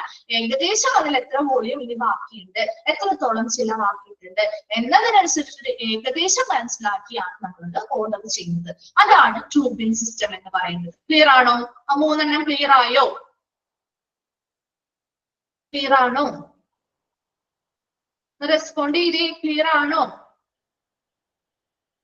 ടിബിന് മാത്രമേ മനസ്സിലായിട്ടുള്ളൂ. ഓക്കെ, നെക്സ്റ്റ് നോക്കി, ഡിഫറെന്റ് കൈൻഡ്സ് ഓഫ് സ്റ്റോറേജ്. ഇനി ഏതൊക്കെ പലതരത്തിലുള്ള സ്റ്റോറേജുകൾ ഉണ്ട് അല്ലെ? ജസ്റ്റ് ഇതും കൂടി നമുക്കൊന്ന് എടുത്തിട്ട് നിർത്താം കേട്ടോ. സിമ്പിൾ ആയിട്ടുള്ള കാര്യങ്ങളാണ് പറയുന്നത്. ഈ പറയുന്ന ഭാഗത്തേക്കൊന്നും വലിയ ഡിഫിക്കൽട്ട് ആയിട്ടുള്ള കാര്യങ്ങളൊന്നും പറയുന്നില്ല. പലതരത്തിലുള്ള സ്റ്റോറേജ് ഉണ്ട് അല്ലെ? നമ്മുടെ വീടുകളിൽ ഇപ്പൊ നമ്മൾ പലചരക്ക് സാധനങ്ങളൊക്കെ വാങ്ങി വന്നാല് എവിടെയൊക്കെ ആയിരിക്കും അത് സ്റ്റോർ ചെയ്ത് വെക്കാം? എങ്ങനെയൊക്കെ നമുക്ക് സ്റ്റോർ ചെയ്ത് വെക്കാം? നിങ്ങളുടെ വീടുകളിൽ എങ്ങനെയൊക്കെയാ സ്റ്റോർ ചെയ്ത് വെക്കുന്നേ എന്ന് പറഞ്ഞേ. എങ്ങനെയൊക്കെ സ്റ്റോർ ചെയ്ത് വെക്കാം നമുക്ക്? ഷെൽഫിൽ സ്റ്റോർ ചെയ്ത് വെക്കാം അല്ലെ? ചിലര് ഷെൽഫിൽ സ്റ്റോർ ചെയ്ത് വെക്കാൻ പറ്റും. ഫ്രിഡ്ജുകളിൽ സ്റ്റോർ ചെയ്ത് വെക്കാം. പിന്നെന്താ? ബക്കറ്റ് അല്ലെങ്കിൽ ബിൻ അല്ലെങ്കിൽ അല്ലെ ടിന്നുകളിൽ അല്ലെങ്കിൽ ബിന്നുകളിലൊക്കെ നമുക്ക് എന്ത് ചെയ്യാം? ബോക്സുകളിലോ അല്ലെങ്കിൽ ടിന്നുകളിലോ അല്ലെ പാത്രങ്ങളിലൊക്കെ ആക്കി നമുക്ക് സ്റ്റോർ ചെയ്യാം. കണ്ടെയ്നേഴ്സിലാക്കി സ്റ്റോർ ചെയ്ത് വെക്കാം അല്ലെ? പിന്നെ എന്താണ്? ചില സാധനങ്ങൾ നമുക്ക് വലിയ രീതിയിൽ ബൾക്കായിട്ട് ചിലപ്പോൾ സ്റ്റോർ ചെയ്ത് വെക്കേണ്ടതായിട്ട് വരും അല്ലെ. അങ്ങനെ പല രീതിയിൽ നമ്മൾ സ്റ്റോർ ചെയ്ത് വെക്കാറില്ലേ. അത് തന്നെയാണ് ഇവിടെയും പറയുന്നത്. വേറെ ഒരു കാര്യം പഠിക്കാതെ നിങ്ങൾക്ക് ജസ്റ്റ് ആ പേര് മാത്രമേ പഠിക്കാനുള്ളൂ കേട്ടോ. ഡീറ്റെയിൽ ഒന്നും പഠിക്കേണ്ട. ജസ്റ്റ് ആ പേര് ഏതൊക്കെ രീതിയിൽ നമുക്ക് ഏതൊക്കെ ടൈംസിൽ നമുക്ക് സ്റ്റോർ ചെയ്ത് വെക്കാൻ പറ്റും എന്ന് മാത്രം മനസ്സിലാക്കിയാൽ മതി. ഫസ്റ്റ് വൺ ആണ് ബൾക്ക് സ്റ്റോറേജ്. വലിയ രീതിയിൽ അല്ലെ, ഒരുപാട് ക്വാണ്ടിറ്റിയിൽ നമ്മൾ ചിലപ്പോൾ പ്രിന്റിങ്ങുമായി ബന്ധപ്പെട്ടതോ സ്റ്റേഷനറിയുമായി ബന്ധപ്പെട്ട സാധനങ്ങൾ ആ ഹോസ്പിറ്റലിലേക്ക് പർച്ചേസ് ചെയ്യുകയാണെങ്കിൽ അത് ബൾക്കായിട്ട് നമുക്ക് സ്റ്റോർ ചെയ്ത് വെക്കേണ്ടതായിട്ട് വരും അല്ലെ. എന്തൊക്കെയായിരിക്കും? ചിലപ്പോൾ കവേഴ്സ് ആവാം, പേപ്പറുകളാവാം, പ്രിന്റിംഗ് മെറ്റീരിയൽസ് ആവാം, അങ്ങനെ ഒരുപാട് സാധനങ്ങളുണ്ട് അല്ലെ. അവയെല്ലാം ബൾക്കായിട്ട് നമ്മൾ പർച്ചേസ് ചെയ്യുമ്പോൾ അത് ബൾക്കായിട്ട് തന്നെ നമുക്ക് ഒരുമിച്ച് സ്റ്റോർ ചെയ്ത് വെക്കേണ്ടതായിട്ട് വരാം. രണ്ടാമതായിട്ട് നമ്മൾ ഷെൽഫുകളിൽ സ്റ്റോർ ചെയ്ത് വെക്കാറുണ്ട് അല്ലെ. സാധനങ്ങള് ഷെൽഫിൽ സ്റ്റോർ ചെയ്ത് വെക്കാറുണ്ട്. മൂന്നാമതായിട്ട് ബിൻ സ്റ്റോറേജ് അല്ലെ. പറയുന്ന നിങ്ങൾ പറഞ്ഞ കണ്ടെയ്നേഴ്സിലാവാം, അല്ലെങ്കിൽ എന്തെങ്കിലും പാത്രങ്ങളിലോ ബോക്സുകളിലോ ഒക്കെ നമുക്ക് സ്റ്റോർ ചെയ്ത് വെക്കാൻ പറ്റും അല്ലെ. ടെക്നിക്കൽ എൻവയോൺമെന്റ് സ്റ്റോറേജ് എന്താണ്? ഇപ്പൊ ഫ്രിഡ്ജ്, കമ്പ്യൂട്ടർ പോലെയുള്ള ടെക്നിക്കൽ ആയിട്ടുള്ള ഉപകരണങ്ങൾ അല്ലെ, അങ്ങനെയുള്ള ടെക്നിക്കൽ ആയിട്ടുള്ള മെറ്റീരിയൽസ് ഒക്കെ സ്റ്റോർ ചെയ്യാനായിട്ട് ടെക്നിക്കൽ എൻവയോൺമെന്റ് സ്റ്റോറേജ് ഉണ്ടായിരിക്കും. ഫിഫ്ത് ആണ് ഇവാപറേറ്റീവ് ലിക്വിഡ് സ്റ്റോറേജ്. എന്താണ്? സ്പിരിറ്റ് പോലെ പെട്ടെന്ന് ബാഷ്പീകരിച്ചു പോകുന്ന ലിക്വിഡ്സിന്റെ സ്റ്റോറേജ് ഏരിയ ഉണ്ടായിരിക്കും. നോക്കിയേ, നെക്സ്റ്റ് ആണ് ഡേഞ്ചറസ് മെറ്റീരിയൽ സ്റ്റോറേജ് അല്ലെ. അപകടകരമായിട്ട് ഈ രാസവസ്തുക്കൾ, കെമിക്കൽസിന്റെ ഒക്കെ സ്റ്റോറേജ്. മെർക്കുറി, അതുപോലെ സിഡെക്സ് എന്ന് പറഞ്ഞാല് ഇപ്പൊ നമ്മുടെ എന്താണ് ഡെറ്റോൾ, ഹാർപ്പിക് യൂസ് ചെയ്യാറില്ലേ, അതുപോലെ ഒരു ആന്റിസെപ്റ്റിക് ആയിട്ടുള്ള ഒരു ലിക്വിഡിന്റെ ബ്രാഞ്ച് നെയിമാണ് സിഡെക്സ് എന്ന് പറയുന്നത്. അപ്പൊ അതൊക്കെ കെമിക്കൽസ് അല്ലേ, ഡേഞ്ചറസ് ആയിട്ടുള്ള കെമിക്കൽസ് മെറ്റീരിയൽസ് ഒക്കെ അല്ലേ. അവയെല്ലാം സ്റ്റോർ ചെയ്ത് വെക്കാനുള്ള ഒരു സ്റ്റോറേജ് ഏരിയ ഉണ്ടായിരിക്കും. അതുപോലെ volatile, easily evaporated at standard temperature. പെട്ടെന്ന് നമ്മുടെ നോർമൽ ടെമ്പറേച്ചറിൽ തന്നെ പെട്ടെന്ന് ഇവാപറേറ്റ് ചെയ്ത് പോകുന്ന അല്ലെങ്കിൽ ബാഷ്പീകരിച്ച് പോകുന്ന ചില സാധനങ്ങൾ ഉണ്ടാവും. ആൽക്കഹോള്, ക്ലോറോഫോം അല്ലെ, അതുപോലെയുള്ള സാധനങ്ങളൊക്കെ സ്റ്റോർ ചെയ്ത് വെക്കാനുള്ള സ്റ്റോറേജ് ഏരിയ ഉണ്ടാവും. ഇതൊക്കെ പലതരത്തിലുള്ള സ്റ്റോറേജുകളാണ്. ക്ലിയർ ആണോ? അത് ജസ്റ്റ് ആ ഒരു 7 പോയിന്റ്സ് മാത്രം എന്താണെന്ന് മനസ്സിലാക്കി വെച്ചാൽ മതി. ക്ലിയർ ആണോ? ഓക്കെ അല്ലേ? നെക്സ്റ്റ് നോക്കിയേ, types of store in A hospital. ഈ ഒത്തിരി ഒരു ഭാഗം കൂടി നമുക്ക് അതൊന്ന് കണക്ട് ചെയ്യാൻ വേണ്ടിട്ട് പറയുന്നതാണ് കേട്ടോ. നോക്കി, ഏതൊക്കെ ടൈപ്പ് ഓഫ് സ്റ്റോറേജ്, ഒരുപാട് ഇതെല്ലാം ഇത് കൂടുതലുണ്ട്, നമുക്ക് കുറച്ച് പഠിക്കാനുള്ളൂ. അത് ആ ഒരു 6 മാത്രം നിങ്ങൾ മനസ്സിലാക്കി വെച്ചാൽ മതി കേട്ടോ. ഇതും ഡീറ്റെയിൽഡ് ആയിട്ടൊന്നും പഠിക്കണ്ട. ഏതൊക്കെ ടൈപ്പ് ഓഫ് സ്റ്റോറേജ് ആണ് ഒരു ഹോസ്പിറ്റലിൽ ഉള്ളതെന്ന് മനസ്സിലാക്കിയാൽ മതി. ഫസ്റ്റ് വൺ എന്താ? Drug storage. പറയണം, നിങ്ങൾ തന്നെ പറയണം. എന്തായിരിക്കും അവിടെ സ്റ്റോർ ചെയ്യുന്ന സാധനം? എന്തായിരിക്കും ഒരു ഡ്രഗ് സ്റ്റോറില് സ്റ്റോർ ചെയ്യുന്ന സാധനം? എന്തായിരിക്കും? മെഡിസിൻസ് അല്ലെ. ഡ്രഗ്സ്, ഫാർമസിയുമായി ബന്ധപ്പെട്ടതോ അല്ലെങ്കിൽ മറ്റെന്തെങ്കിലും മെഡിസിൻസ്, ഡ്രഗ്സ് ഒക്കെ സ്റ്റോർ ചെയ്യുന്ന സ്ഥലമാണ് ഡ്രഗ് സ്റ്റോറേജ് എന്ന് പറയുന്നത് അല്ലെ. സർജിക്കൽ സ്റ്റോഴ്സോ? സർജിക്കൽ സ്റ്റോഴ്സ് മാസ്കുകള്, നീഡിൽസ് അല്ലെ, സർജറിയുമായി ബന്ധപ്പെട്ട് വരുന്ന എല്ലാ സാധനങ്ങളും നമ്മൾ സർജിക്കൽ സ്റ്റോറുകളിൽ സൂക്ഷിക്കാറുണ്ട്. Anaesthetic stores. എന്തിനാണ് അനസ്തെറ്റിക് സ്റ്റോഴ്സ്? അനസ്തേഷ്യയുമായി ബന്ധപ്പെട്ട് എന്തൊക്കെ സാധനങ്ങൾ ആവശ്യമായി വരുന്നുണ്ടോ അതെല്ലാം അവിടെ സ്റ്റോർ ചെയ്ത് വെക്കും അല്ലെ. കിച്ചൺ സ്റ്റോഴ്സ് അറിയാമല്ലോ. കിച്ചൺ സ്റ്റോഴ്സ് ഏതായിട്ട് ബന്ധപ്പെട്ട് വരുന്നതാ? ക്യാൻറ്റീൻ ആവാം. നമ്മുടെ ഡയറ്ററി സർവീസുമായി ബന്ധപ്പെട്ട് അല്ലെ ഒരുപാട് ഉപകരണങ്ങൾ, സാധനങ്ങൾ ഉണ്ടാവും അല്ലെ. അതെല്ലാം സ്റ്റോർ ചെയ്ത് വെക്കുന്നതാണ് കിച്ചൺ സ്റ്റോഴ്സ്. ലിനൻ സ്റ്റോഴ്സ്, അതൊന്നും നമ്മൾ പഠിച്ചതാണ്. ഏതാണ് ലിനൻ സ്റ്റോഴ്സിൽ എന്തൊക്കെയായിരിക്കും സ്റ്റോർ ചെയ്ത? ബെഡ്ഷീറ്റ്, പില്ലോ അല്ലെ, ഒരുപാട് സാധനം ആ ഒരു ഹോസ്പിറ്റലിൽ ഉപയോഗിക്കുന്ന എല്ലാത്തരം തുണിത്തരങ്ങൾ അല്ലെ സ്റ്റോർ ചെയ്ത് വെക്കുന്നതാണ് ലിനൻ സ്റ്റോഴ്സില്. സിക്സ്ത് വൺ ജനറൽ സ്റ്റോഴ്സ് ആവുമ്പോഴോ ജനറൽ ആയിട്ട് ഈ പറയുന്നതല്ലാത്ത ജനറൽ ആയിട്ടുള്ള ഒരു സ്റ്റോർ ആയിരിക്കും. അവിടെ നമുക്ക് പേപ്പർ, ഫയൽ, അങ്ങനെയുള്ള ജനറൽ ആയിട്ടുള്ള പല കാര്യങ്ങളും കോമൺ ആയിട്ട് ഉപയോഗിക്കുന്ന എല്ലാ കാര്യങ്ങളും നമുക്ക് ജനറൽ സ്റ്റോഴ്സിൽ ഉപയോഗിക്കാം. അതേസമയം സ്പെസിഫിക് ആയിട്ടുള്ള ഒരു വിഭാഗമായിട്ട് തിരിച്ചിരിക്കുന്നതാണ് നമ്മൾ ഓരോ സ്റ്റോറുകളിലായിട്ട് വെക്കുന്നത്. ജനറൽ ആയിട്ട് ഉപയോഗിക്കുന്ന, കോമൺ ആയിട്ട് ഉപയോഗിക്കുന്ന എല്ലാ കാര്യങ്ങളും നമുക്ക് ജനറൽ സ്റ്റോറിൽ വെക്കാവുന്നതാണ്. ക്ലിയർ അല്ലേ? 6 ഓക്കെ അല്ലേ? ഓക്കെ, ഈ ക്ലാസ് ഇന്ന് വൈൻഡപ്പ് ചെയ്യാണ് കേട്ടാ. നെക്സ്റ്റ് ക്ലാസ്സിൽ ബാക്കി കണ്ടിന്യൂ ചെയ്യാം കേട്ടാ. ഇന്ന് തന്നെ വായിച്ച് മനസ്സിലാക്കുക. ഡൗട്ട്സോ കാര്യങ്ങളോ ഉണ്ടെങ്കിൽ നെക്സ്റ്റ് ക്ലാസ്സിൽ വരുമ്പോൾ ചോദിക്കാം കേട്ടാ. Thank you. Thank you ma'am. Thank you ma'am.